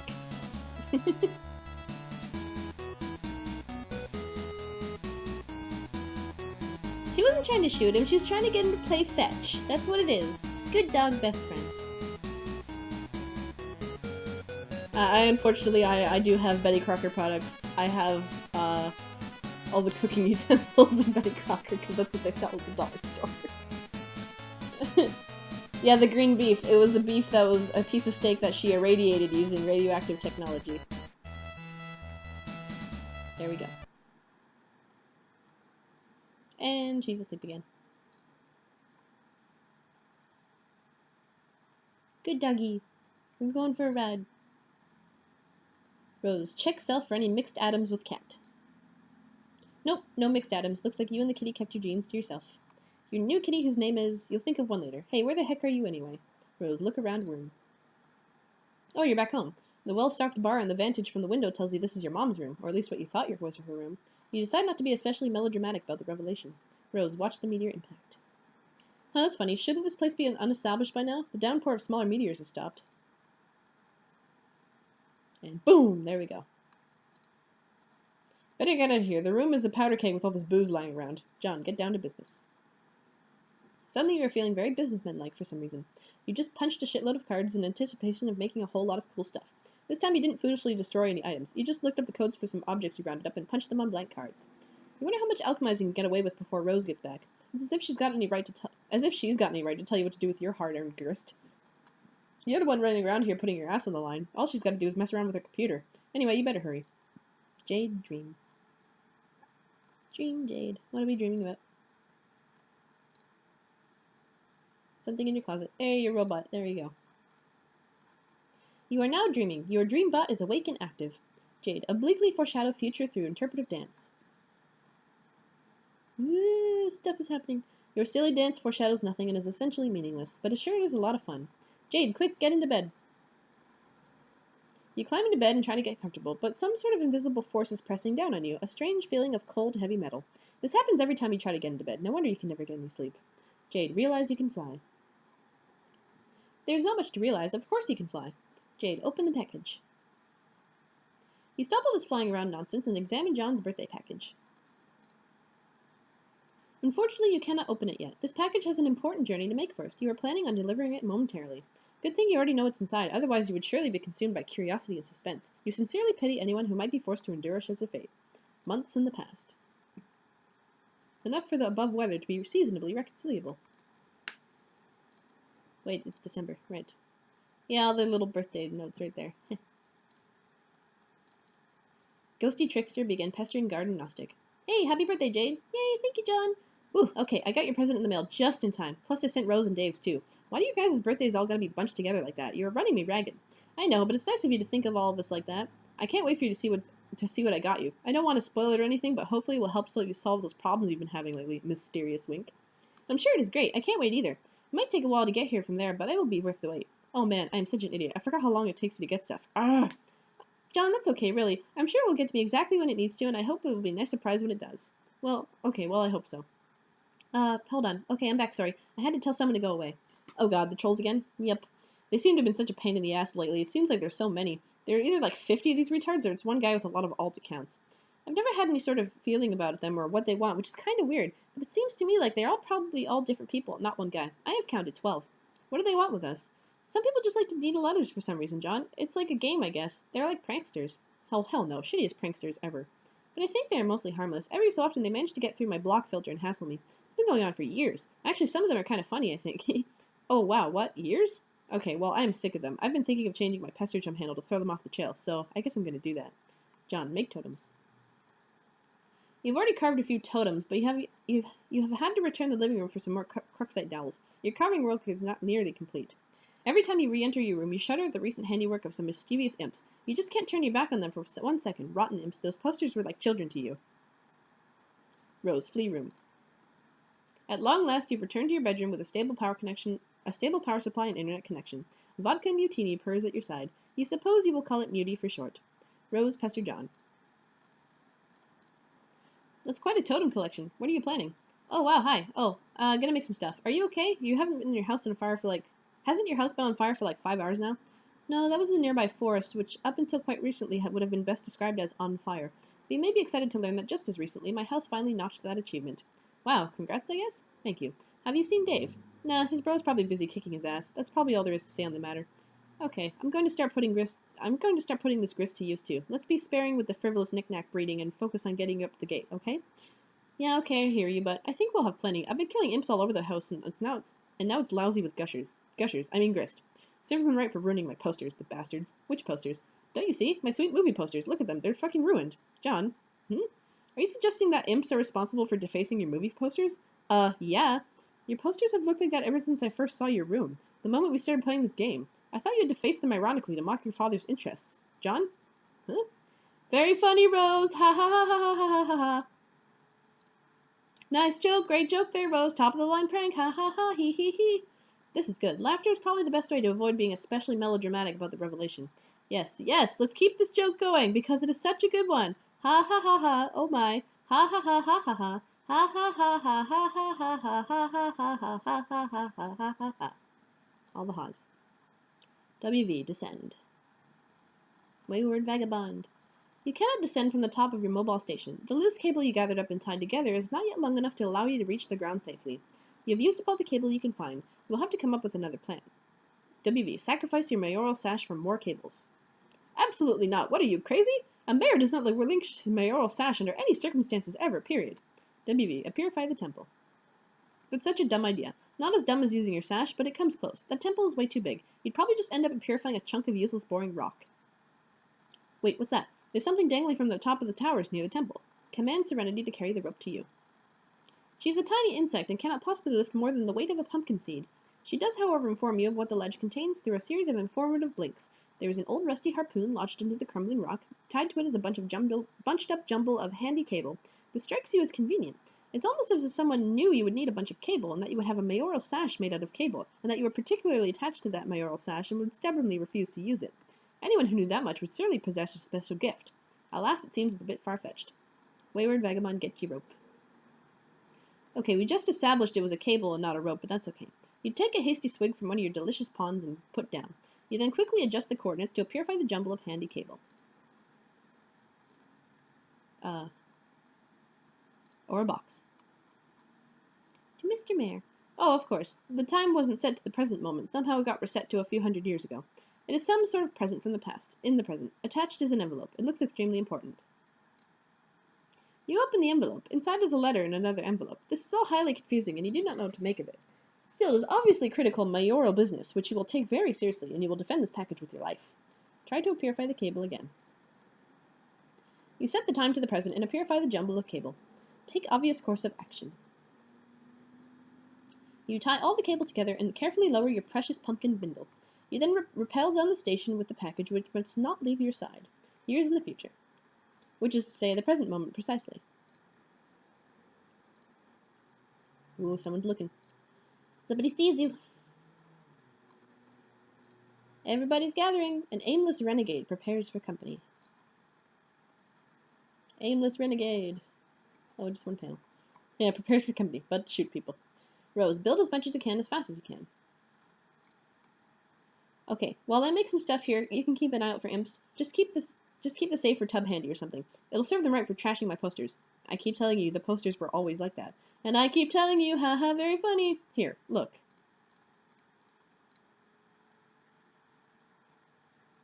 Yeah, they were kind of all messed up back in the Act 2 when you looked in these, they were messed up like that already. Yeah, I saw those, but they didn't look like that before. You must have changed them. Even if I had the motive for such a bizarre and pointless deception, where would I have found the time? I don't even have Photoshop. Then why didn't you tell me they were there? I had no reason to think you were not aware of them. I thought they were strange, certainly, but I was not struck by any particular impulse to discuss them. Okay, it still doesn't make sense, though. Implying that I drew on them a while ago and I forgot and couldn't see them and now suddenly see them, that's stupid. What would that even mean? It looks like you were in your father's room recently. Yeah? And how did it make you feel to discover what was in there? Oh no, I just realized. You're going to try to psychotherapify me. Well, don't bother. Maybe I'm just being a friend? Maybe. Eyes suspiciously. Anyway, I guess you saw what's in there. It's boring and there's not much to even see. That doesn't matter. What matters is how seeing it affected you. I think it clearly has in some way. Well, I don't know. At first I was nervous to go in and find more of his weird clowns because of course they're stupid and I hate them a lot. But then when I didn't see any, it was weird. It felt weirdly, disappointed almost. Is it fair to say this changed your perception of your father? Yeah, I guess. Is it such a stretch to conclude it has changed your perception of other things as well? No, maybe not, but what are you getting at? It sounds like you're saying I'm crazy. John Alchemize. It's a bunny hat.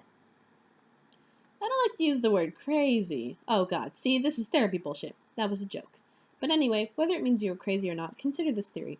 Your presumably long-standing tendency for scrawling this imagery is really your subconscious trying to express something disturbing within you. Possibly something from your past which you have blocked out. And since you have suppressed it, your conscious self cannot acknowledge the drawings, therefore they have been invisible until now. Why now? Perhaps because you have been seen evidence that conflicts with the worldview your subconscious has constructed to obfuscate the truth.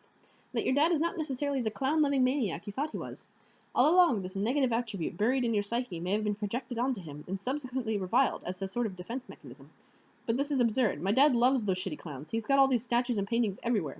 Is it unthinkable that over the years it was he who believed you were the one with the passion for clowns, because of all the strange drawings in your room? A father that embraces a son's hobby to establish a stronger bond. Or wages a campaign of passive-aggressive mockery of your interest. Either is plausible. I just don't know your dad that well. I don't know. Not sure about all this. But I think we need to stop and acknowledge the bunny sassacre fedora I just made. It's awesome. Yeah. Wow, what are you doing, by the way? Rose, sorry to say this, but it looks kind of silly. I'm trying to spread the upward construction around so there's more substantial foundation for later on. But I'm starting to wonder if it'll be strong enough. It's kind of starting to wobble a little. I don't think brick chimneys were meant to serve this architectural purpose. Yeah, no shit. I might have to adopt a different building strategy. Stick to more load-bearing walls and blockier shapes, especially since grist has been made easier to come by lately. Okay, but you really must be running low on time by now, right? Right. Strider! S. Jade. Dream up extra arms and play advanced bass solo.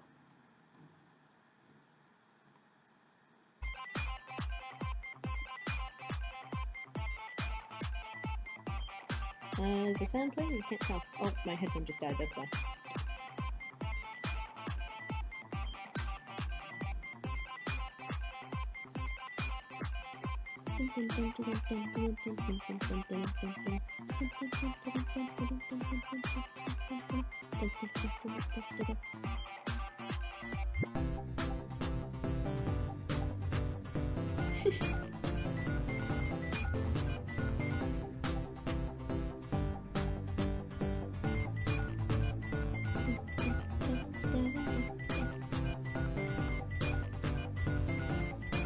Oh yeah, that is true. John's writing on the wall is kind of self-depreciating, eh? And then his dad sees all this... His dad sees his son literally scrawling all over the walls that I hate myself, I'm stupid, stupid clown, rah!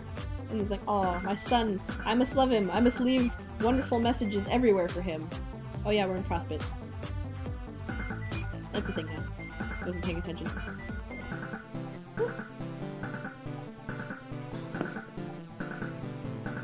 And we're at Skya.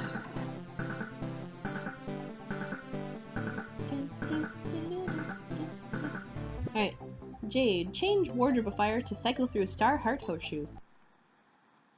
Okay, good idea. You leave the moon in the cycle though, because you like it. Stars, hearts, and horseshoes and moons. Jade, go explore the Golden City. Yay, floating around, flying through things. And the robot. All the little prospect peoples. Jade, go and make a new friend. Hey, you look familiar. Peregrine Mendicant.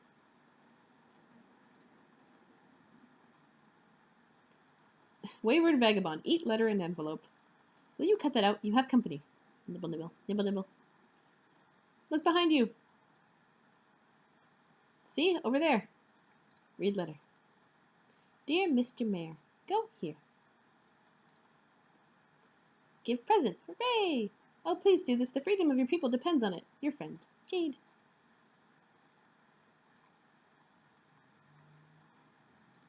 Oh, tense situation. And you're getting shot at. Cover, go here.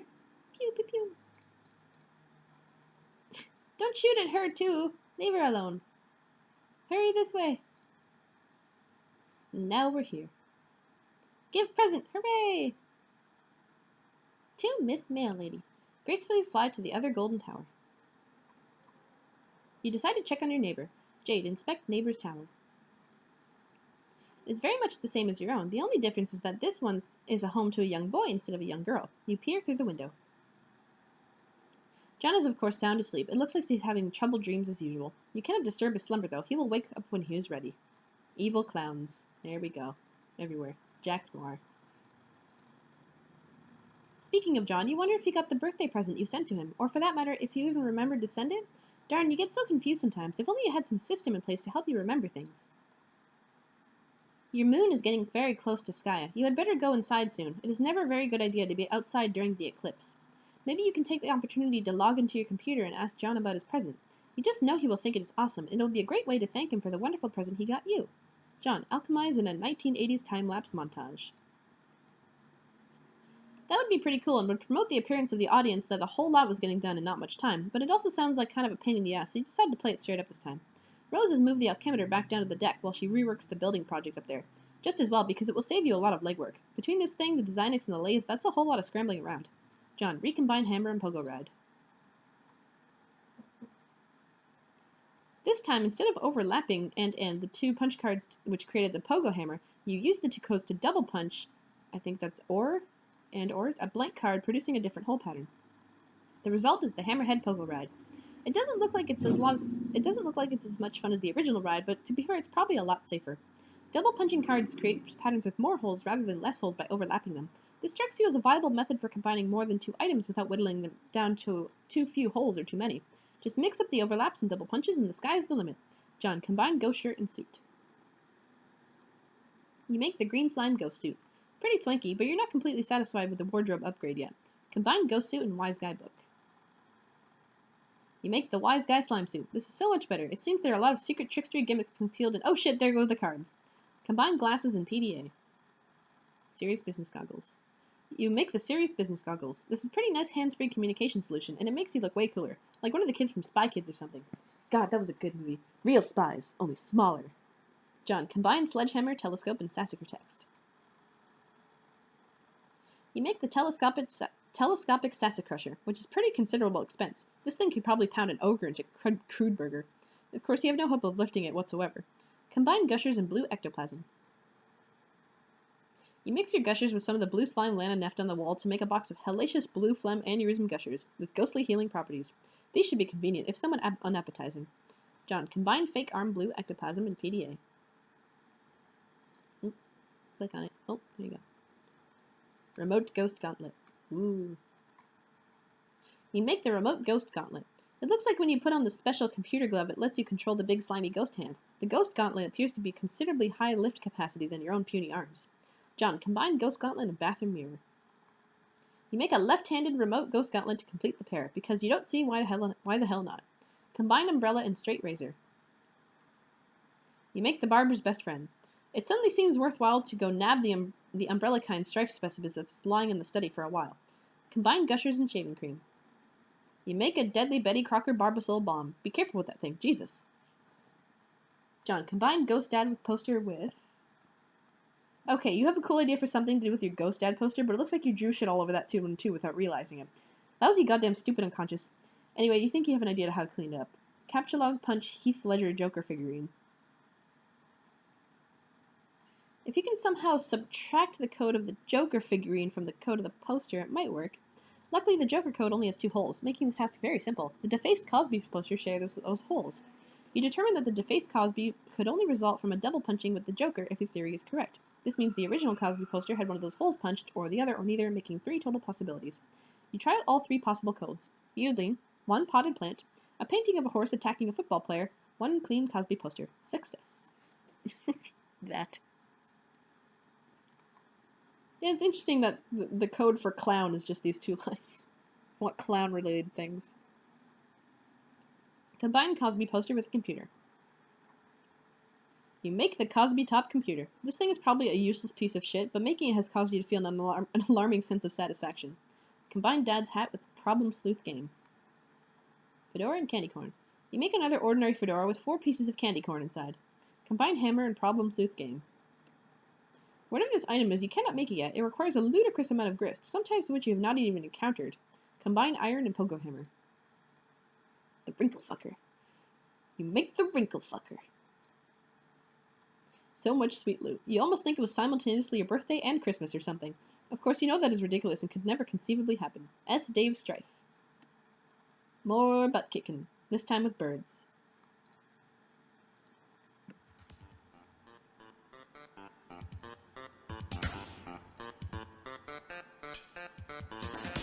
Final round.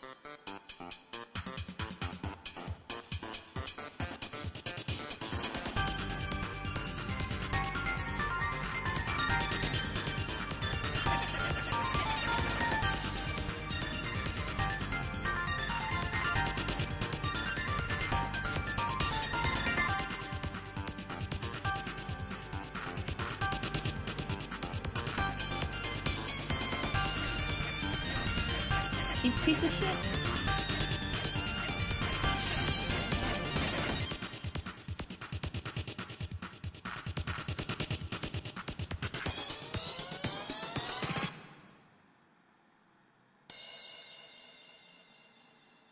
And away he goes. Turntech Godhead just began pestering ectobiologists. Bro just kicked my ass. That's really all there is to say on the matter. S. Jade, Pester John.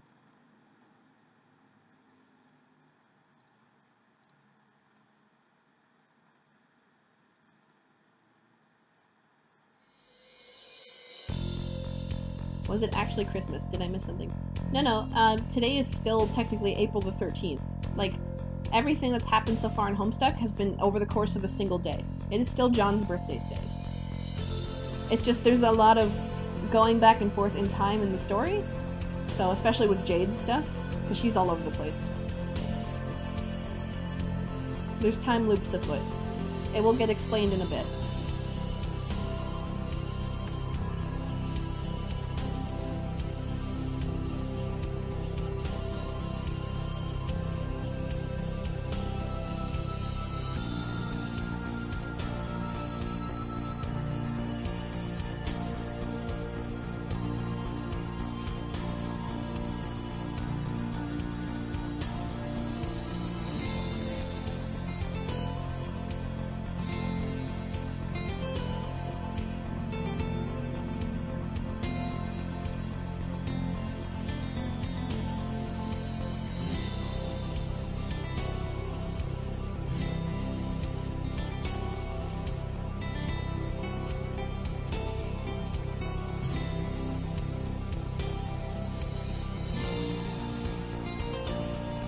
So, this clouds in Skya, they seem to me to be part, like, visionary, like you can see things through them, and partly, like, temporal and or spatial portals.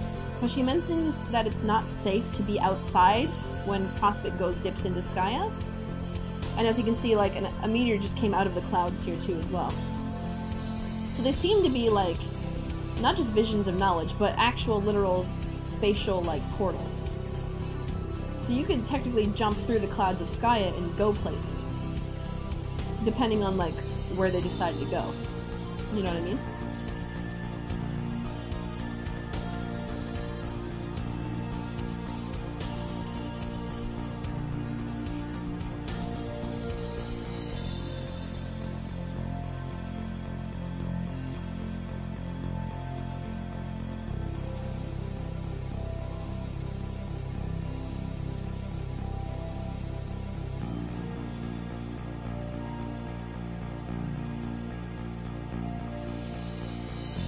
John sleepwalking.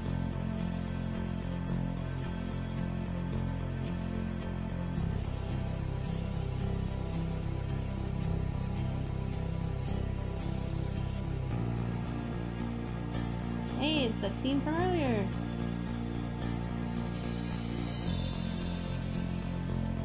Way back in, like, Act 2, I think, we saw this, partially. And there we go. Also, they are both asleep, so, like, wibbly wobbly timey jimey things. Yeah. You can't be inside a vision because the whole thing is that they are not visions. They are actual literal portals to actual events that are happening. So like if you see a vision of the future where like Dave is having a fight with Bro in your cloud, that kind of thing. If you jump into that cloud, you're not jumping into a vision of that happening. You're jumping into the actual future where that is actually literally happening. They are literally just portals. Yeah. Yeah, they're like Beck. They're exactly like Beck. You can think of them exactly like Beck. Sound cut out. Oh, I don't know what you're saying. Oh, yeah. No, what I was saying basically through the sound, I don't know if you heard me, is basically the sky and clouds are literally portals. They're literally space portals. So you're not just seeing events of the future. They're not visions. They're literally portals of you looking into the actual future that is going to happen.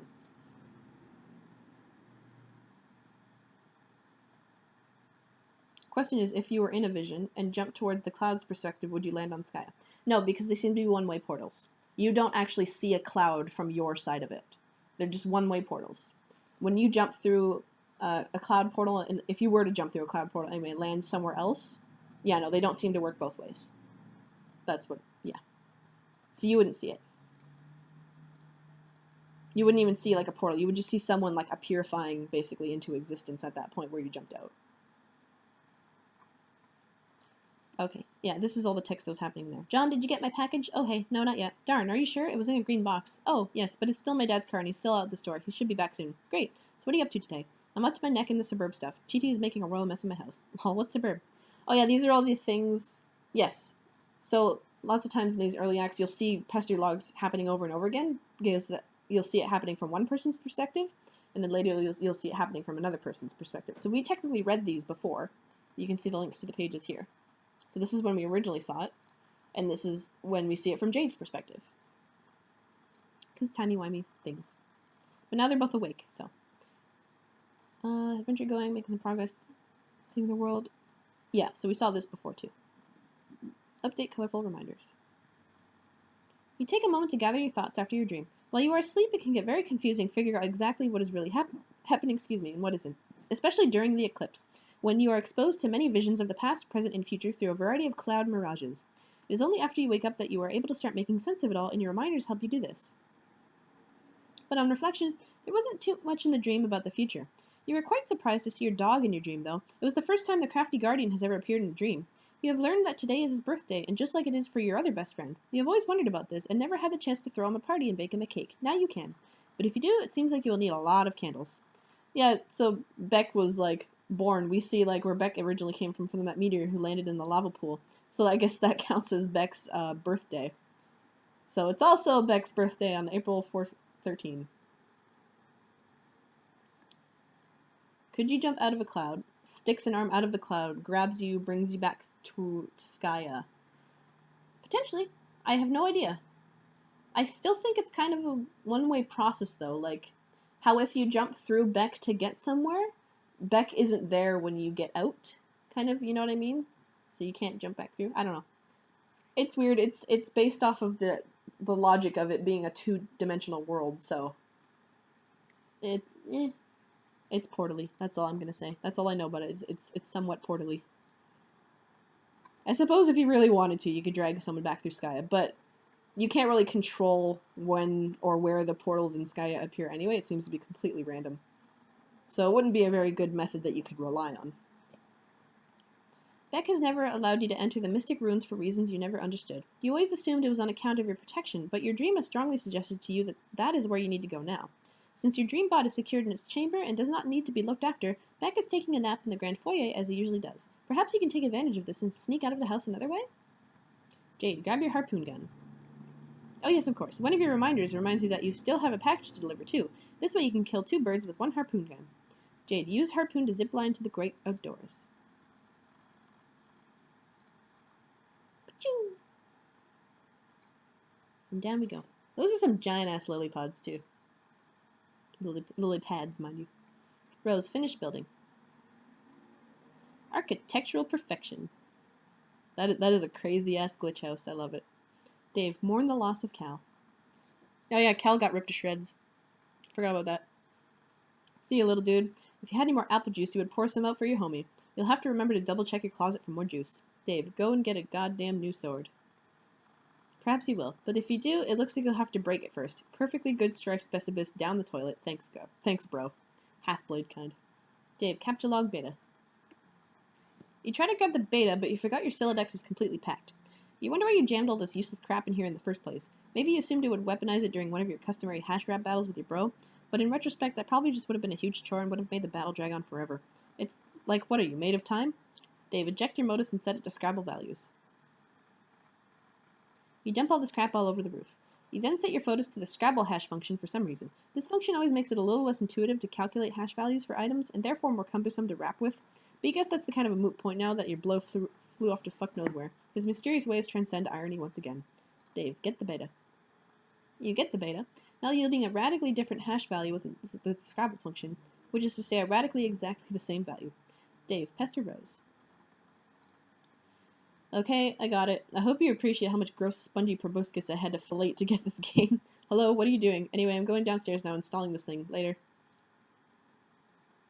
You finally finished your building project. You have done about all you can do for John.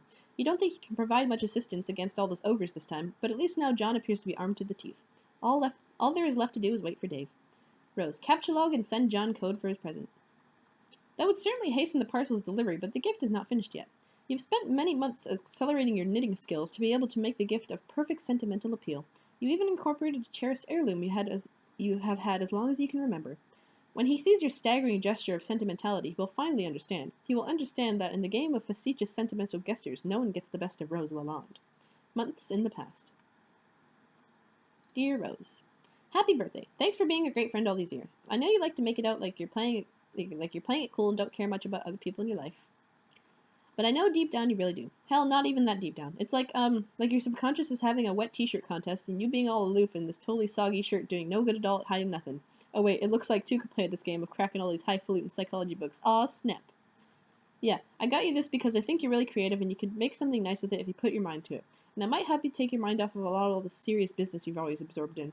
You know, all this weirdo pseudo-gothy stuff or whatever. Frankly, it's kind of depressing. Anyway, you're the best, Rose. Have a rad 13th. It will catch up with you guys soon. God, you're all so old. Ghosty Trickster John. Rose answer. Ooh, Grandma Auxiliatrix began trolling Tentacle Therapist. Why is it that when the subject of temporal mechanics is broached, your sparing human intellects instantly assume the most ingratiating posture of surrender imaginable? Time is not that difficult to understand. It is a utility that a universe may resort to in order to advance a desired degree of complexity, or may not resort to if that is the case. It's all pretty pedestrian, but no. When time travel comes up, you present the face that a man shows when the breeze gradually alerts him to his absence of nether dressings. I don't see how we are to properly agitate you all if you continue to insist on failing to understand basic concepts which common infants effortlessly manage to describe via scrawlings in their own puddles of sloppy discharge. Have we spoken before? Yes, in the future. You and your friends never cease to invent ways to strengthen the credibility of your assertions. Oh my, it is your human sarcasm again. I enjoy listening to it, and I wish doing so could serve as my primary form of recreation. There, see, I just did it too. Saying the opposite thing to emphasize my contempt. But suddenly I feel more primitive and hate myself a little more. It was like this funny little miracle that just happened in my heart. I would admire the sophistication of you and your fellow future dwellers a little more if you seemed to be aware the word human only functions as that sort of adjective in bad science fiction. But I won't be rude and change the subject. There's still a bit of unflagellated straw poking out of your rhetorical effigy over here. Oh dear. No, we aren't from the future, but we are all already in agreement that you don't get it and never will. I thought you said we spoke in the future. We did. Your future. For me, it was only a couple minutes ago. I understand. You exist in some temporal stratum through which you have communication access to various points in my timeline. It's not that complicated. Yes, that's right. Will you try to talk some sense into your idiot friends so that we may proceed to bother them all on a more rational terms? I try to every day with mixed results. But you see, it's not that I don't understand you. It's just that I don't believe you, because it's nonsense. Albeit persistence and coordinated nonsense. Why would a bunch of temporally dislocated trolls want to harass a group of friends throughout completely different random points in time? I will admit this campaign of provocation wasn't all that well thought out. Don't tell anyone I said that. All right, well, maybe you should get some trolling tips from us humans. Our sparing intellects are probably better suited to it. Yeah, maybe. Why don't we be friends? You want to be my friend? I think so. I think we're supposed to. You suggested as much earlier. You mean I did in my future? Yes, a couple minutes ago. Probably because I remembered you mentioning in the conversation that we're having now. That's likely. Your commitment to this role-playing scenario is intriguing. What choice do I have but to accept?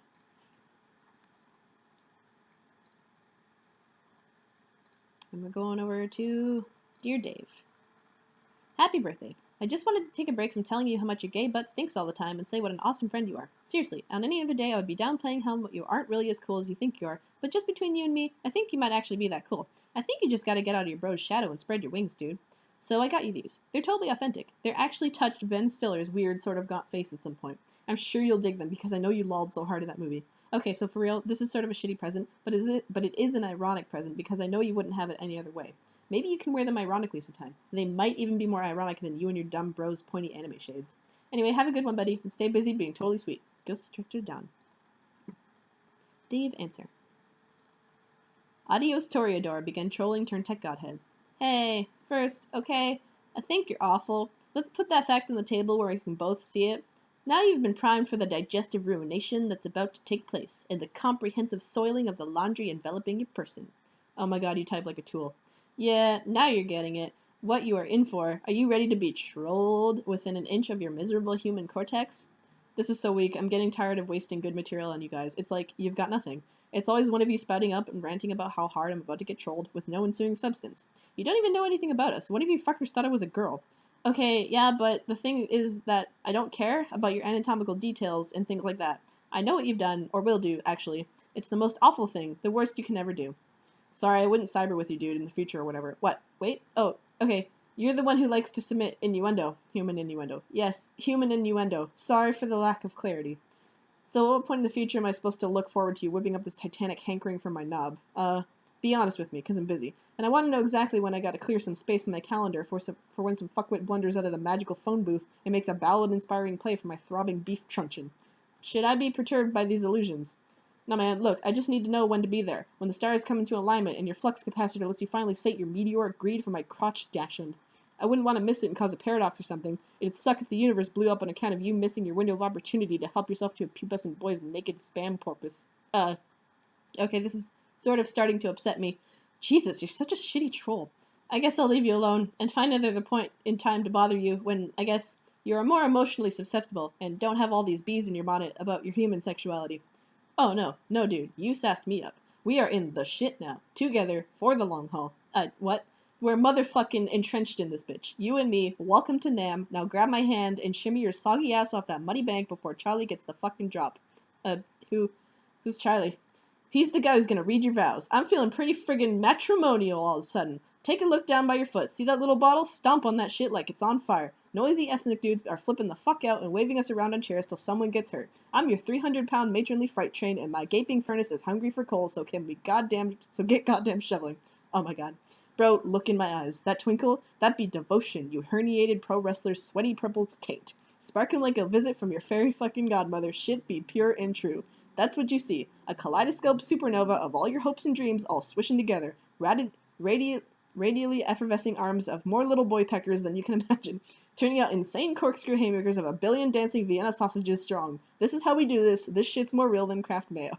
Audio story door blocked. Dick got it. Alright, so that's the best pester log in all of Homestuck, by far. That's my favorite. That's my favorite Dave pester log. That's a great one. It's pretty great. You are now the aimless renegade. You have identified a couple of unwelcome rogues outside your present stronghold. They are in violation of your jurisdiction. Despite your ordinarily striking marksmanship, you have spent your entire ammo clip without recording a single kill shot. What will you do? Realize that your weapon is magazine fed, not clip fed. You don't give a shit about that. AR, examine the wall behind you. The wall exhibits rows of ancient hieroglyphs depicting an array of amphibious and reptilian life forms. This is illegal pictography. Makes you angry. Alright, so there's the four, like, the turtle, I think the salad, the frog, there's a crocodile, there's that pink thing, I think, that Jade has. Go search for more ammo. There's plenty of ammunition stored in the various ammo crates, which you have spent a great deal of time unearthing from nearby dunes and hauling back to your stronghold. You have a large variety of weaponry and ammunition at your disposal. Pardon me for 1 second, I just need to go take a drink, because my throat's...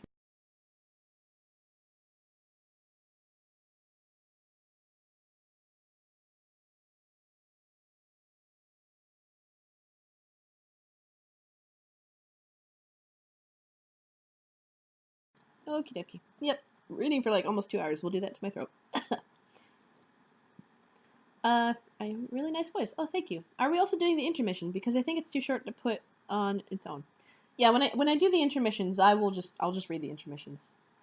I'm not sure how I'm going to break up things past Act 4. So far, my plan is to just read the first 4 acts in their own, like, thing. I don't know about Act 4 because it is super long, but I'm not gonna like put the intermissions in their own separate thing. Though I might. I don't know. I'll have to think about that when I'm done this one. If Act 4 is really long, I might do it, but I don't know. Okay. There's plenty of ammunition stored in the various ammo crates, which you have spent a great deal of time unearthing from nearby dunes and hauling back to your stronghold. You have a large variety of weaponry and ammunition at your disposal. Whether you can locate some more AK-47 rounds quickly enough is a different matter. AR, quickly retrieve sidearms. You retrieve a pair of deadly sidearms, but you will need a longer range weapon if you are to continue your enforcement. Find a rocket launcher. Is there a rocket launcher nearby? Here's one. Befriend the unwelcome rogues. I love how it's got, like, all the weaponry and stuff has got, Jake Harley's symbol on it. You wonder if you should consider your grievance with the offenders. Perhaps you should let it slide. They seem friendly enough, and it's been so long since you've had company. It would also be quite a pity to blow up that tall, attractive female. But then again, they are both in flagrant violation, trespassing through several zones which you painstakingly marked off as off-limits while you conduct your investigation of this crime scene. It is your duty to investigate this illegal monument and get the bottom of its illicit amphibious idolatry. Just thinking about all that sloppy footprints they are leaving in the sand makes your carapace steam. The law is all that's left to hold on to in this unforgiving dust bowl. You cannot afford to loosen your black claw's grip, let justice slip through their fingers. Law is beauty. Order is peace. Judgment is the very basis for all that is pure and... Hold that thought. You need to take a moment to wear something ridiculous before you continue your spiel. Order in the court. You will have order in this courtroom. If everyone does not settle down, you will clear out this courtroom if you swear to God. AR, examine moving platform. It appears to be a large stage serving as a kind of elevator, but it can't go down because there's something jammed in it. Looks like a peculiar musical instrument, probably centuries old. But yeah, the jury agrees. You've got to go blow up these trespassers. Jade, place present on monument. You put John's present down in just the right spot, along with a letter you prepared a little while ago after a particularly interesting series of dreams. Should be any minute now. And boop, there it goes. It's now gone to the rigmarole around to the thing and the thing we just saw with Wayward Vagabond. You put down the time bait. It's out of your hands now. Hey, look, there's the rope that was there. I wonder how that got there. You guess you could swim. Maybe you can think of a better way across, though? PM, read the letter. This is kind of confusing. Dear Miss Mail Lady, go here. But you guess it's straightforward enough, even if the drawing is somewhat inaccurate. Oh no! AR, berate self for unauthorized demolition. Stupid, stupid, stupid. You had the right in your crosshairs. You have no idea how a crack shot like you could have missed. It is practically inconceivable. AR, be the law. You reload and take aim. That fair carapace, how it sparkles in the desert light. No, you cannot afford to be distracted by such thoughts. You are busy being the law. You are the law! Whoops! WV, wave about in a distracting manner. Oh, it's this guy again, and his little blinking bee. So outrageous. Lob, clunk. The can ruse was a distraction. I see that, Sweet Brown Helijeff link. I see it there, and I'm ignoring it. PM, scamper quickly to the newly created hole. You have the cargo. PM, read the next step of the letter. Go here. Deliver here. Yay! Last thing I ask you to, I'm grateful, blah, blah. At the bottom of the letter is a series of coordinates along with further instructions. You know what you must do. Liberty, reason, justice, civility, edification, perfection. Sendificate. Mail. Years in the past. A butterfly. Oh. Blam. That just got shot.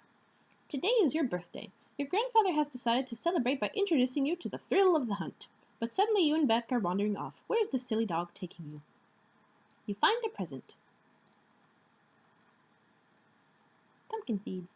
You open it to find a shirt that says way too big for you and pumpkin seeds? There's also a letter. Dear Jade. Happy birthday. It's hard to thank you enough for your friendship over the years. Heck, if it weren't for you, I wouldn't even met Dave, Rose and Dave, so that is like 3 times the friendship. That is almost like too much friendship. I only wish I could get you something for your birthday that could remotely make up for what you've given me. But of course that's impossible, so here are a couple silly things anyway. I went to a weird Asian store the other day and saw this rad shirt, so I got it and I'm wearing it now. But there's a blue one too, which was way more awesome, and I wanted you to have it. I know you like green a lot, but maybe you'd like to try wearing blue sometimes? I bet you'd look like $1 million. Also, I know you've been frustrated lately with how your pumpkins keep disappearing.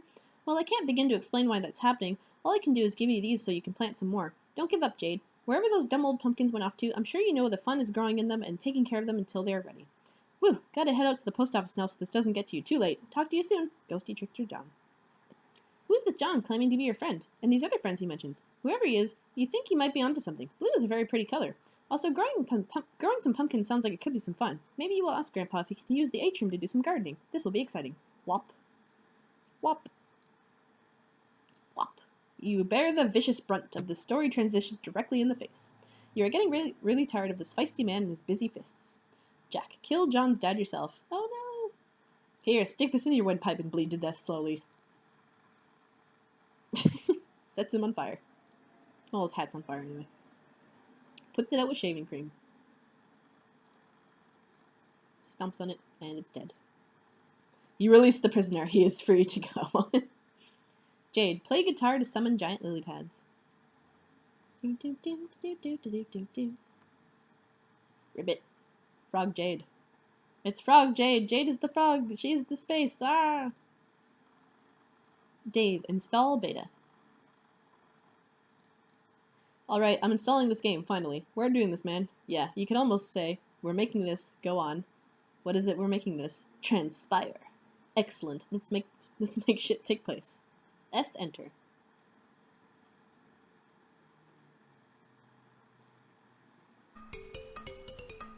Here we go.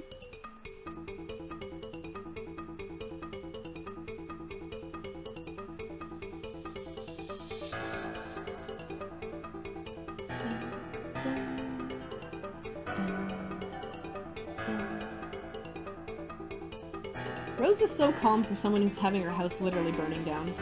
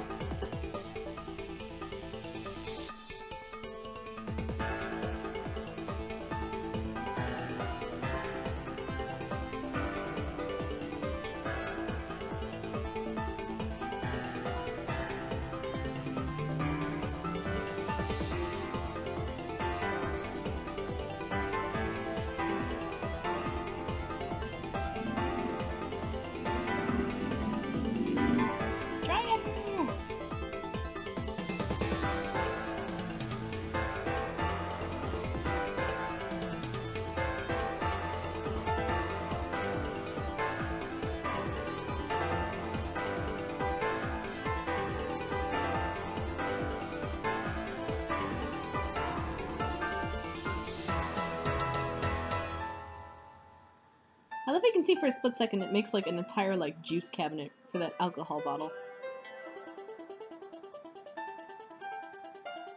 No. There it goes.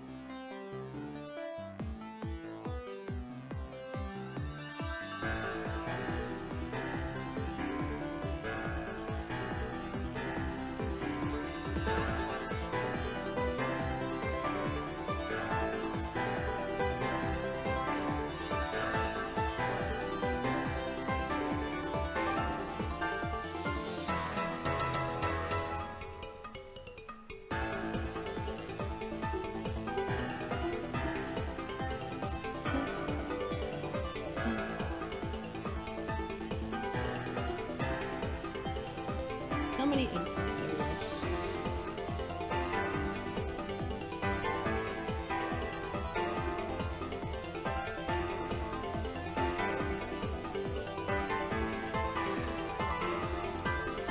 No, not the Cosby top!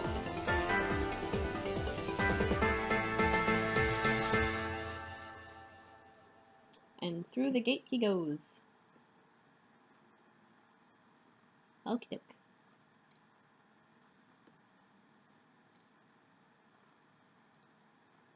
End of Act 3. There we go. So there's an intermission. I suppose this is, it's like part of Act 3, so yeah, I'll read this intermission. I'll continue. We're not over yet.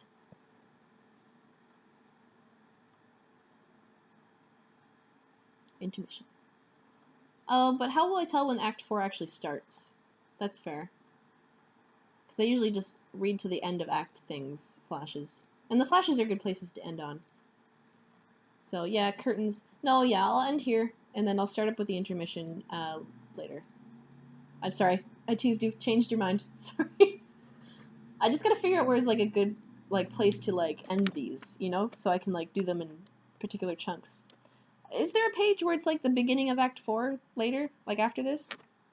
I don't remember. If there is, then I'll read. If not, then I'll leave it here. Let me see if I can find, there's gotta be like, how many pages are the acts of Homestuck?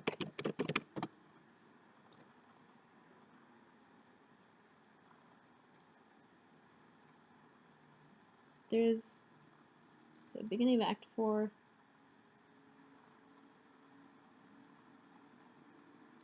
What page did that start on exactly, though? Does it say like end of intermission and then like go? Yeah, that makes sense. Okay. Yeah, I'll read the intermission. I've teased it, so I'll read it. We're doing this. We're making this happen. Intermission. So you see the little clocky time thing? We'll just go to it says end of intermission. Your name is Spade Slick. You are the leader of a notoriously vicious gang of mobsters called the Midnight Crew. A rival gang known as the Felt recently knocked over one of your favorite casinos. Your long quest of revenge has finally taken you through the front door of the mansion belonging to their loathsome boss, Lord English. Your subordinates, Clubs Deuce, Diamonds Droogs, and Hearts boxcars have been dispatched to various locations through the mansion to begin carrying out your mission. Your objective is to locate and crack English's secret vault and plunder its mysteries. That's the business end of it. The pleasure will be painting this ugly house red with the blood of those miserable green motherfuckers. SS. Inspect timekeeping devices. Stupid gang and their lousy obsession with clocks. The sooner all these idiots stop being alive, the better. You wonder where they are. It's awfully quiet in the mansion, sans all the dreadful ticking. Capture logs, carriage clock. You obviously have no idea what that means. If it's some smart-ass way of saying pick it up, forget it. You are already carrying an item. It's your trusty deck of cards.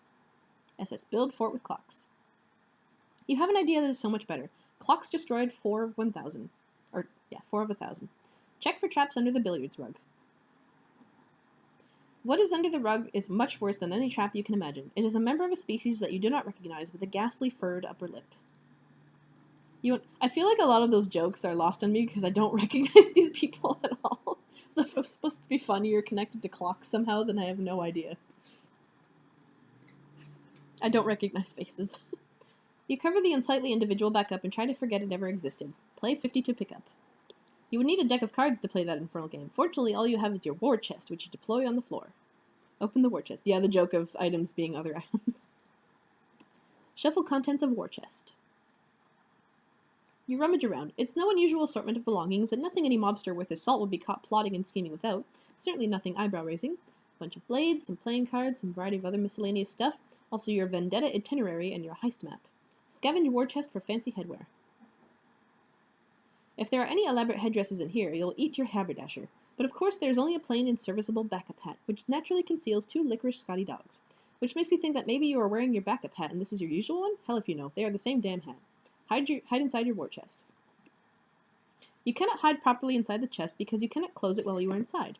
Instead, you momentarily pretend it is a really cool automobile that commands the fear and respect of larcenous adversaries everywhere. Beep, beep, beep, all aboard the idiot wagon. Start up the Crosby top. Is that what this thing is? You had it for some time and don't quite remember how you got it. You never knew the identity of this pipe-smoking creature. I think that's Harry Anderson, because that looks like the poster in John's room that said Harry Anderson on it. Who is that guy supposed to be? Perhaps it would be the same species as the character you just saw under the rug, but you know that is impossible because this one does not feature the same bizarre furred lip. They are probably differing species within the same genus. Go to emmaspaintadventures.com. You don't know why you are wasting time on this website. It is for little children who poop hard in their baby-ass diapers. Also, you don't understand what the hell is going on or who all these characters are. It's a lot of nonsense. Delete the time setting on the Crosby top. Clocks destroyed. 5 out of 1,000. Take the spade key. Basic rules of blackjack. I think that's a bit too small for me to actually read. Take the rules card for blackjack. You have possessed this item for as long as you can remember. You do not yet know its significance, though you can hustle up a mean game of blackjack when you need to. Examine vendetta itinerary. These are the mugshots of everyone you're going to kill. You got a head start. You've already offed crowbar 7, matchsticks 11, and quarters 14, depleting them of some of their muscle. You've still got to watch out for all the others and stay wary of their despicable time shenanigans. Itchy, 1, has given you the slip repeatedly. Doze, 2, you've captured and interrogated just as repeatedly, to no avail. Trace has broken into your secret hideout more times than you can count, while Finn, 5, always seems to be a step ahead of you and scope your heists. Clover, 4, has all the intel and is highly cooperative. You might need him to crack the vault. He'll be guarded. Best to avoid Die, 6, in any direct confrontations unless you want a temporal mess on your hands. But if you need any repairs, you can always count on Stitch, 9, to persuade him. And you might need to if you can't kill Sawbuck, 10, with a clean shot. Eggs 12 and Biscuits 13 are morons, but they are dangerous morons. Cans 15 is a tank, and your crew will probably need more ammunition than you pack to take him down.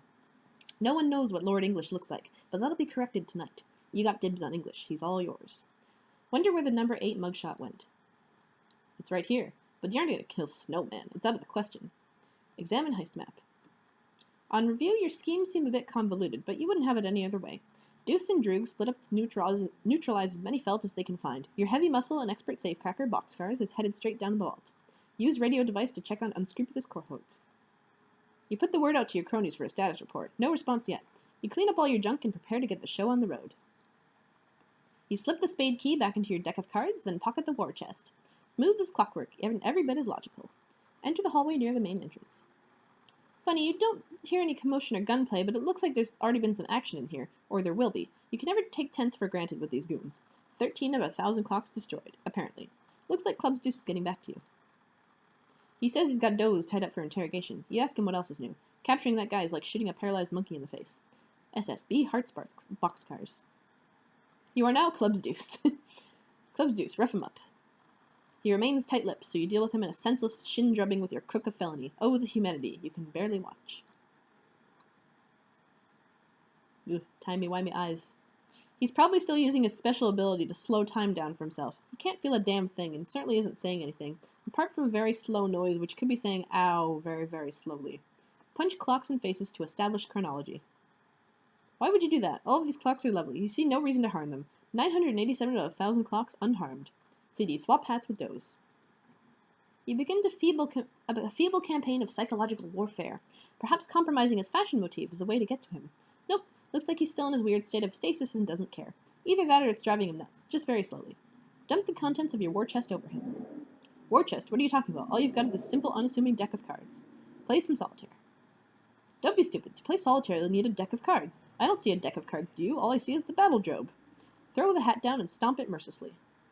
Oh no, it's itchy, and it looks like he's all wound up. He unties Doze and quickly swaps everyone's hats around. Doze proceeds to make a fleet-footed getaway. The chase is on. SS, stop being Hearts boxcars.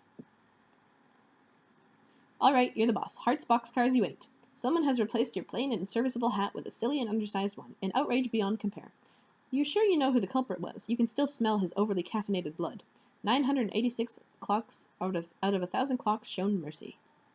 SS, lift hit left leg and hold it a little ways in the air. Oops. People are screaming outside, yay. 4 out of 15 green torsos dead. Wear CD's hat on top of your current one. You're already wearing Deuce's hat, you fool. The one on the floor is Droog's hat. This is exactly why you always keep a backup hat on hand. This son of a bitch on the floor here has played his last game of musical hats. Soon these lugs will learn to show you some respect. You made this town what it is after all. Wasn't nothing but a bunch of dust and rocks before you got up here. I feel like I should read this in a bit of like a, more like a tone. Like trying to make it, I'm not going to do an accent, but like, you deploy your chest and swap the stinky little hat for one more suited to your tastes. Wait a minute. Thank God, your precious Scotty dogs are still here. Don't know what you'd do without them. You don't even want to think about it. I don't know if that's the right tone, but that's what I'm going for. Di makes his usual sort of entrance, the nonplussed, vaguely bewildered sort. SS, B Diamond's Droog. You got it. Club's Deuce it is. You have opened your battle drobe in search of your backup hat. You also need some more rope to retie Doze, who is absolutely tearing through the mansion as we speak. If you don't hurry, he may clear the chair within the hour. But it's a big mess. You mostly just see a bunch of bombs and cards. You're not sure what's that. You can never remember which card to pick up. You can't believe how shitty your memory is. Grab the deuce of clubs. You pick up 2 licorice gummy bears. These need to be stored for safekeeping as soon as possible. Finding your backup hat has never been more urgent. CD, pick up all the cards and throw them at Doze. You pick up a bunch of cards and fling them Dozeward. Didn't accomplish a whole lot, other than put some of your private reading material on embarrassing public display. Pick a card, any card. You're a busy guy, so you just pick up any old thing and put it on your head. Since you're in this big hurry, you will assume that it is your backup hat. You stand nearby the 2 remaining cards on the floor, an off-suited king and jack. Pick up card depicting stately blonde-haired fellows. You aren't going to stand around jacking off all day, so you grab the jack of diamonds. Oh, there's your backup hat. Problem solved, you guess. Forget you are CD. Believe you are Hearts boxcars. You suddenly remember you are Diamond's Droog. Whoever took your hat is about to discover he's the unluckiest man on earth. You better hope you find him dead. What you're going to do to him will be much less painful that way. Wear backup hat. You don't have a backup hat. All you have is this deck of cards. Oh wait, yes you do. It's stashed away in your Brawlzaleum. Brawlzaleum. Retrieve hat from Brawlzaleum.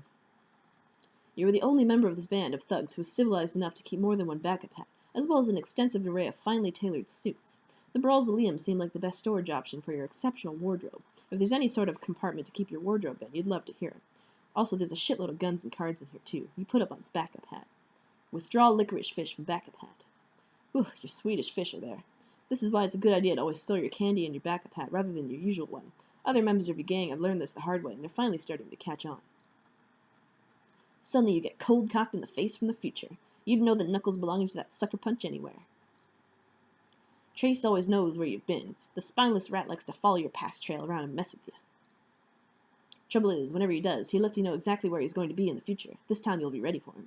You radio Deuce for backup. Give him a time and a place, and exactly what path through the mansion to take.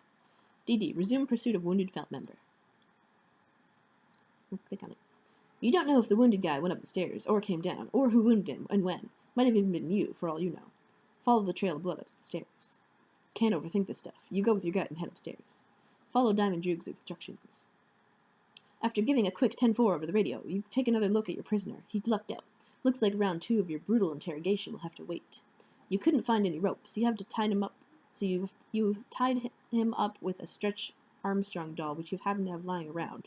You don't remember how you got it. It looks sort of dumb, but it will have to do. Just lock Doze in the battle drobe. Time to hit the road. You beat your hostage into the back of your battle drobe with a bull penis cane. Wait, this is a bull penis cane? You flip the fuck out over the fact that this is apparently a bull penis cane. meanwhile running roughly parallel with present events.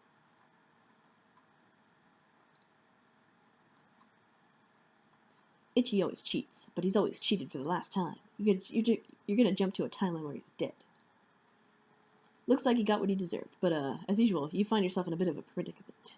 Make friends with Dai. You introduce your cast-iron horse-hitcher to your new friend. Dai scrambles for a pin he's been saving for a special occasion. How many times does he have to tell you he made this town? HB, stop being SS. You stop not being Heart's boxcars. You have made your way to the Felt's secret vault. It's bigger than you were expecting. You doubt you'll be able to rely on your usual safe-cracking method, which is prying it from the wall with your bare hands. You'll have to think of something else. Do a silly dance. This is just absolutely the most ridiculous thing you could possibly choose to do right now. I mean, come on. Why don't you take a closer look at that safe? Seriously, stop that. Pry the wall from the safe. That notion is even more ridiculous than the last one. Wait, who are you kidding? No, it isn't. Looks like the combination to the safe was entered via the hands of the clock, and you somehow doubt spinning the hands around manually is going to cut it. Knowing these guys, you've got to alter the flow of time itself to make it work. Which is, of course, bullshit. You just think you'll blow it up instead. Time to get the deuce on radio. Deploy punchbox. You deploy the wrath tub. Retrieve 2 of hearts from back of hat. You retrieve your pair of wax lips. If anyone tried to steal your wax lips, you would eat their eyeballs and deliver an angry lecture into their empty sockets. Peruse Red Cheeks magazine. Just glancing at it gives you palpitations. Literature for avid cardio-aficionados such as yourself. Those burgeoning red humps, the mischievous little tail, the snug, welcoming cleft. The saucy imagery is hard to beat. Harder than what you beat inside your chest now. Your heart is what you're beating. You beat it to the Red Cheeks magazine pretty regularly, you'd say. Call clubs on the nearest card. You radio deuce on the 10-4 cards. Let them know you need a powder monkey on the double. You hear ticking, and it's not coming from the big vault clock above. You hope it's not what you think it is. Oh no. Oh god. It's Biscuits. His oven timer is ticking. This is no good.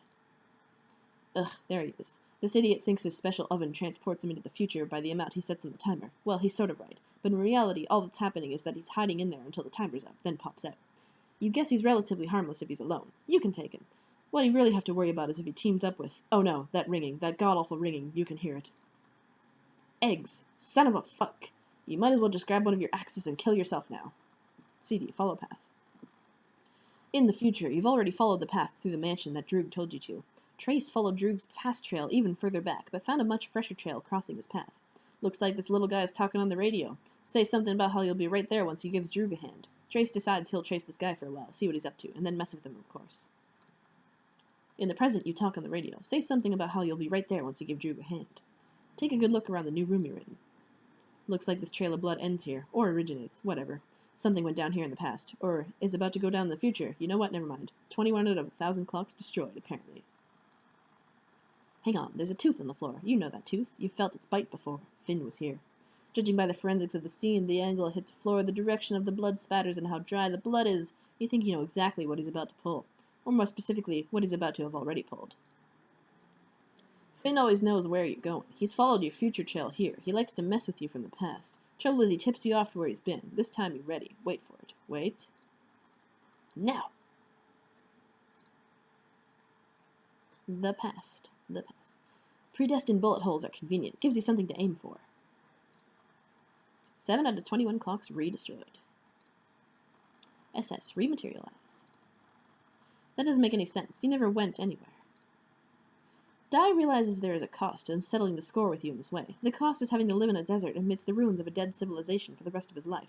He thinks that's stupid, so he pulls your pin. Help the green man live up to his name. There you go. SS, take the voodoo doll. You grab his voodoo doll and stick his pin in there for good measure. Might as well keep track of everyone you've offed this way, too. Not that you intend to abuse its power to settle your score. What's the point if you're not going to get your hands dirty? Still, it might come in handy down the road. Lord English is supposedly indestructible. He's rumored to be killable only through a number of glitches and exploits in space-time. The doll may ultimately help you work the system if it comes to that. SS, clocks, destroy them. 29 out of 1,000 clocks destroyed. 5 out of 15 green torsos dead. DD, follow blood trail downstairs and finish him off. Problem with that is, he'll just see your future trail following him, and that'll be nothing but a loud invitation for him to mess with you some more. Besides, better to leave him alive. You think you know where he'll lead you to. Just gotta be a little more subtle about tracing his blood trail. Keep your future trail out of his line of sight. Return to being Hearts boxcars. The present. Spade Slick cannot return to being Hearts boxcars because obviously Diamond's Droog is too busy being Club's Deuce. You just watch Trace throw a punch into thin air for some reason. That guy's awfully silly. He then skulks off somewhere. You don't realize he's following Droog's past trail through the mansion until he gets to the point where it intersects with your trail, at which point he'll start following you. But we all realized it, because it's clear and obvious, and couldn't possibly be more clear. Implement nefarious scheme. Meh. You follow Droog's simple instructions, so simple even a forgetful nincompoop like you can remember. There's a blood trail on the floor that goes in a different direction that Trace went. You decide to follow it because that sounds like a really good idea to you. If there was something you were supposed to do after helping out Droog, you'll be damned if you remember what it was.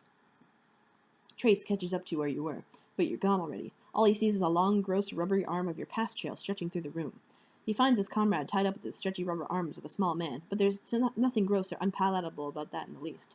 Doze and slows himself, begins mumbling something feverishly about his hat. The future. 7 out of 15 green torsos dead. 107 out of 1,000 clocks destroyed. Finn makes his way through the mansion to get some help. He wonders where this little guy's going. Deuce's future trail is headed in the same direction he's headed, by sheer coincidence. Finn decides to follow him for a bit, keep an eye on him, for as long as Deuce's path matches his, that is. There's pretty much no chance he's headed to the same place, though. That would be statistically improbable. He's got no idea where the other goons are up to here. Funny, their future trails end here. He's not going to stick around long enough to find out why. He's a bit too woozy from the blood loss to sort this mess out anyway. CD, follow the red blood road. It's uncanny. This little guy is matching Finn's route every step of the way. He must know something. Finn decides he's got to take him out. But he can't get a clear shot. Too dizzy, and with all the C4 under Deuce's hat, firing would be a bad idea. My God, he's thought of everything. Clearly dealing with a criminal mastermind here. You stop to admire this gorgeous clock. It is so pretty. Too bad it's not ticking like so many of the clocks in this place. Not that you can blame them. There are so many clocks in this mansion, it would obviously be impractical to make sure they all work properly. Oh look, a trail of blood. You think you'll start following it. Waste exactly 4 hours on this tomfoolery. You hate time travel, you hate time travel, you hate time travel, you hate time travel, you hate time travel, you hate time travel, you hate time travel, you hate time travel, you hate time travel, you hate time travel, you hate time travel. Above, a spectator has appeared at the strike of 4 and has been giggling at your foolishness for a number of minutes. Clover would have been tickled to help you open his vault, at the cost of answering a few of his clever time riddles, needless to say. If only you'd thought to seek his help first, rather than charging like the silly brute you are into his deadliest trap of stable and not-so-stable time loops. Mostly unstable, really. These guys are way too dumb to maintain even elementary looping stability for more than a couple iterations. If you weren't so preoccupied, Clover could tell you that you could use Crowbar's help to pry anything out of a time loop, stable or otherwise. If you weren't so preoccupied, and if you weren't so dead. Hehehe. So yeah, that good old, the Crowbar's crowbar can pry anything out of a time loop, stable or otherwise. Stitch mutters to himself in his shop. He guesses eggs and biscuits are roughhousing again, because the fabric of space-time is tearing something fierce on Lord English's Cairo overcoat. This sort of thing is exactly why he keeps a backup coat, and always leaves Stitch with one of them.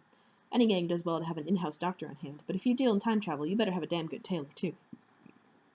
Call Spades for backup. You tell Slick to get his scrawny ass to the vault. It's a goddamn bedlam down here. You tell him you asked Deuce for backup, but surprise, surprise, he's nowhere to be found. Big surprise, you tell him. You tell him that it was sarcasm. He says he knows. Slick says he'll be right there. He'll see if he can round up Droog for support. Droog says Deuce is tailing Finn while he's tailing Deuce. He'll be there to help out boxcars as soon as he and Deuce take care of business with Stitch. Couldn't be simpler. Oh yeah, he also mentioned he pumped Finn full of lead so you can cross him off the list. You roger all that. Finn busts into Stitch's workshop, blubbering about something watching out for the little guy who's about to come in here. He says to watch out because he's got a bomb on his head which is undoubtedly quite volatile, and even the slightest spark could surely set it off. Stitch sees Finn's obviously in pretty bad shape, and checks his effigy. Sure enough, the thing's in tatters. But he should just be fine if he could patch up before he bleeds to... He dead. Death. 8 out of 15 green torsos dead. CD. Burst in thrusting bull penis can. Everybody out of the goddamn way. You've got a hat full of bomb, a fist full of penis, and a head full of empty.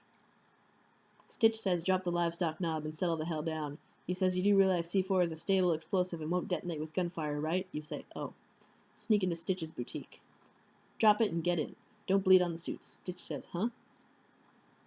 You admit the thought of carrying an imprisoned tailor wherever you go is gratifying for personal reasons, but in this case, keeping him alive could be useful in dealing with English later. Prod idiots with red cheeks. This predictably accomplished nothing. Taking your smut out of the hiding turned out to be a very bad idea. Now copies from the future are appearing left and right, and these clowns have their paws all over it. Slick, where the hell are you? Remove Crowbar's pin.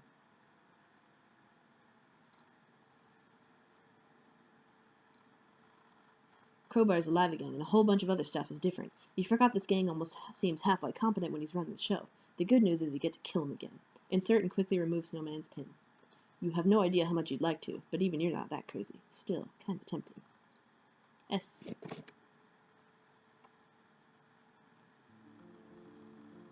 My headphones seem to switch which one decides to work, so...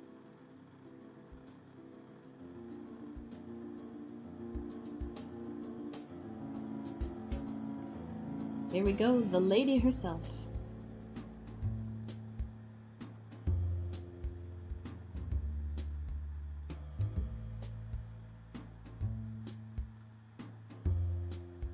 Hold still, Slick.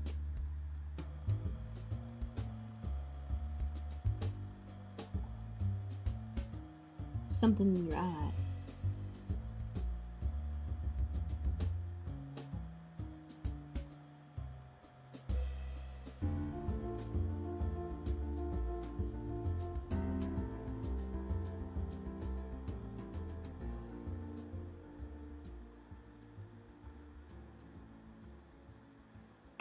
Wink, wink.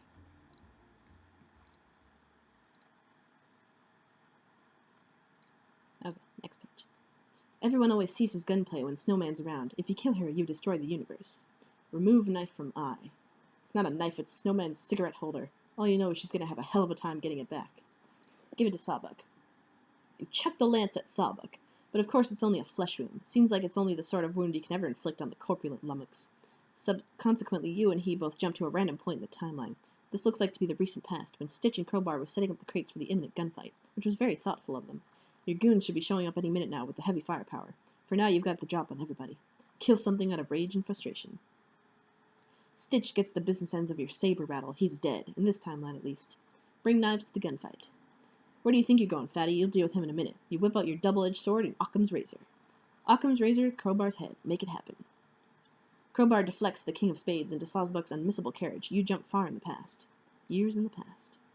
Which is to say, the present for the time being. A scurrilous straggler eyes impromptu desert skirmish. He dismisses them as a bunch of ill-mannered rogues, warranting no further investigation, although he gives a small nod of approval to the plain and serviceable hat worn by one of the combatants, which strikes him as an absolutely smashing display of good fashion sense. Hit Crowbar in the head. You can't kill him yet. You need him alive to return to the original timeline. You will be taking that Crowbar, though. Stuff him in your deck of cards. You cram him in the war chest. Sawbuck you need to keep alive too, for the moment, not to return to the right timeline, but the right time. Speaking of which, where's Tubby think he's waddling off to? Just go stab Sawbuck until the time shenanigans stop.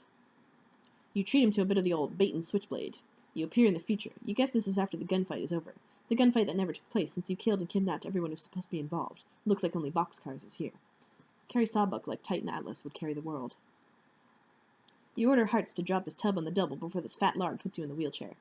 If you take Sawbuck back to your own time and kill him there, that should save you the trouble of hunting him down. Might as well take Stitch, too. Maybe. You're not really sure if that's how it works. You don't really care, though. You dump him in the wrath tub, then stick the tub in your own deck of cards. But you give Boxcars back his sordid literature, which you'd carelessly left in plain sight. No one will ever catch you leaving your smut around. Even if you did, that copy of Terrier Fencing magazine could belong to anybody. No one can prove nothing. Stick Crowbar's pin back in him again. You go back to your original timeline. But now, stuffed in your chest, you've got a live Crowbar from another timeline, brought back to the timeline where he's supposed to be dead. So you guess he's now alive in this timeline, which is in part defined by his death? Okay, whatever, you should probably just kill him again anyway. Also, Sawbuck from another timeline is in there too, so you guess now there's two Sawbuck. This is getting kind of dumb. You open the chest, releasing them both. Crowbar doesn't look too pleased. You deflect his gunfire into the awesome gravitational pull of Sawbuck, astonishing his girth. Everybody back in the past.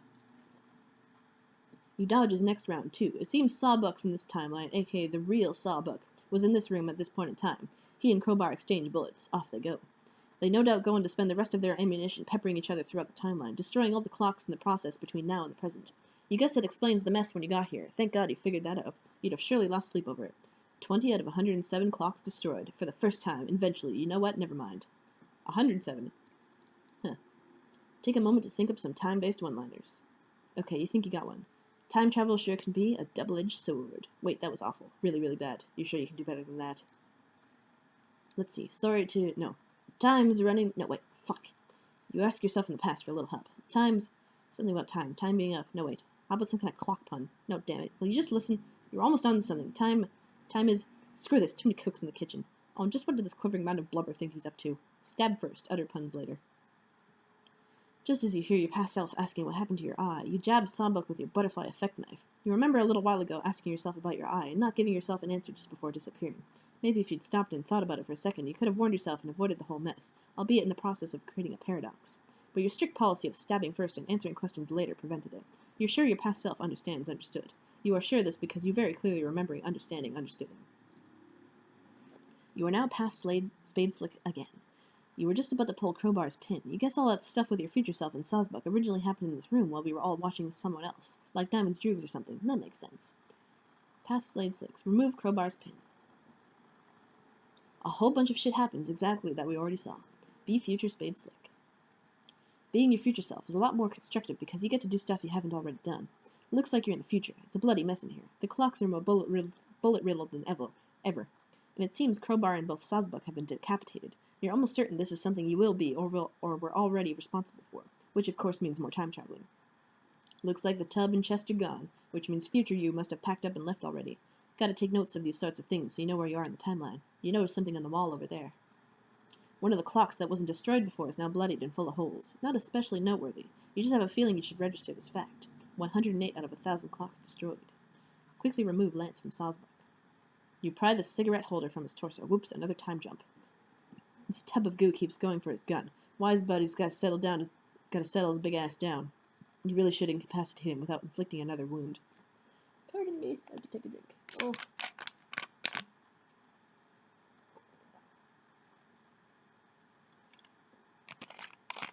Oh, I'm getting thirsty.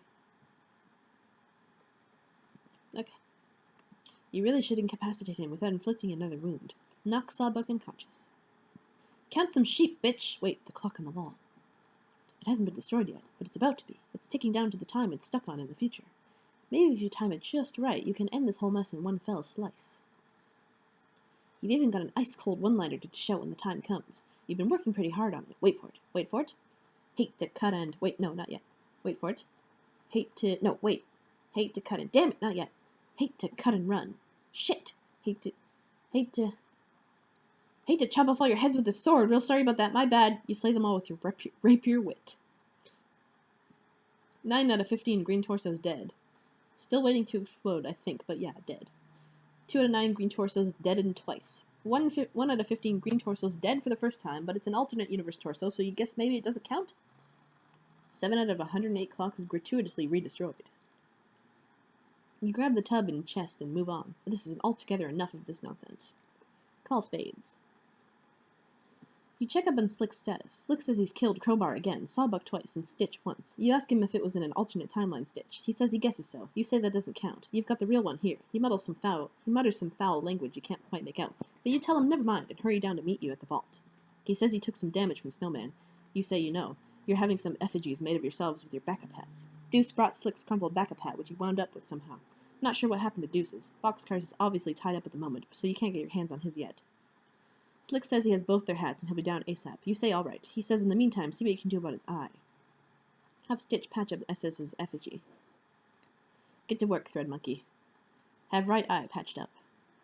Damn it! Your spite was flipped the wrong way. You get Diamonds on the radio and tell him to undo it and wait until you've turned around. He says it's the right eye, right? Or you're facing left or right. You say it's only right when it's facing left. It's the left eye when facing right. He says, oh, so it's the left right eye. You say, yeah, but hang on a minute. You'll turn around so it's right left. He says, okay, he'll wait. That's better. Arm yourself in case Cannon shows up. If Cannon shows up, none of these weapons you've got are going to do any good. You admire the lance for a moment. It's a pretty sweet weapon with outstanding craftsmanship. At least you got something out of the eye gouging. She'll have to pry this thing out of your rigid severed arm if she wants it back. Ride around on Horse Hitcher, pretending to joust. Yeehaw! Oh, shit.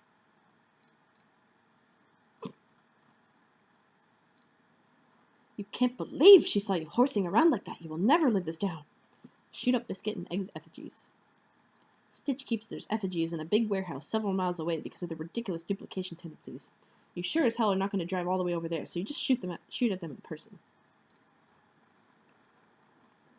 This was such an unbelievably terrible idea. Charge!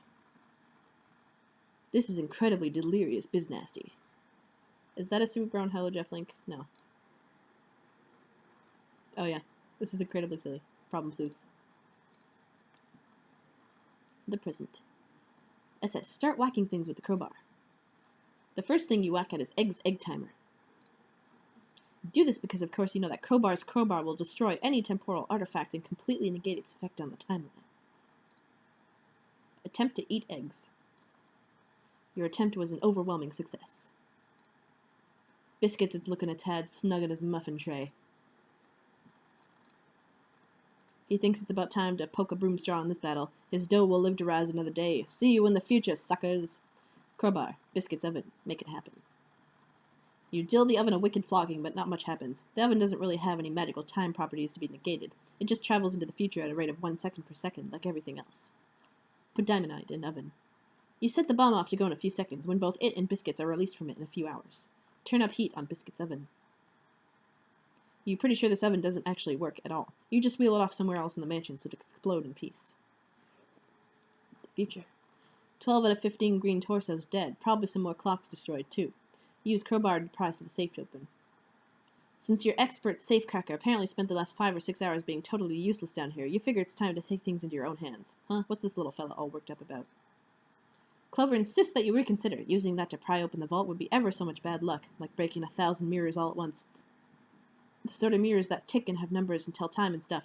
That's the worst kind of mirror to break, luck-wise. Politely ask Clover to remain calm. He refuses outright and starts doing a really frisky jig. Doody-doody-doo-doo, doody-doody-doo-doo. He begins spinning a fanciful series of riddles, illuminating the true path to opening the vault. Mysterious music fills your ears as your mind assumes the shape of a pretzel. This is how the music would sound if we were listening to it right now. Doody-doody-doo-doo, doody-doody-doo-doo, doody-doody-doo-doo, doody-doody-doo-doo. Ask Clover for the ultimate riddle. You ask Clover to open the safe. What's this? Hee hee, you think you can shoot Clover. He is so lucky the gun will probably jam or something predictable like that. Nice try, though. You just start whacking him with a newspaper instead. You don't have to be all that unlucky to get whacked around with a newspaper. It's sort of a gray area. Check personal ads of periodical. A gray area exposed. No clothes, no shame, no crema. This isn't a real newspaper. It's just a wrapper for your private, sordid literature, which no one can ever see. Uh-oh, it's slipping out a bit. Your appetite for monochrome beauties is nearly on public display. Gotta keep a lid on that smut, especially with Clover around. Ogle. Suddenly the whole vault room is shaking. You wonder what it could be. It sounds suspicious so that Cans is about to plow through the wall Kool-Aid Man style. You pray to God that it is not Cans about to plow through the wall Kool-Aid Man style. All of a sudden, Cans plows through the wall Kool-Aid Man style. Resist urge to shout, "Oh yeah!" Oh no. He punches you into next week. You find yourself going about your business a week later. Looks like you're doing a little grocery shopping. You're a bit confused, having no memory of the previous week. Well, you have no idea what is on your grocery list. Are you out of milk? What kind of produce do you need to stock up on? It's all a little overwhelming, and to make things worse, the selection has too many prices and values. Use Egg's body as bait for Cans. Battle technique, torso flail. You flail the torso Cansward and attempt to placate him with some red meat. Torso flail.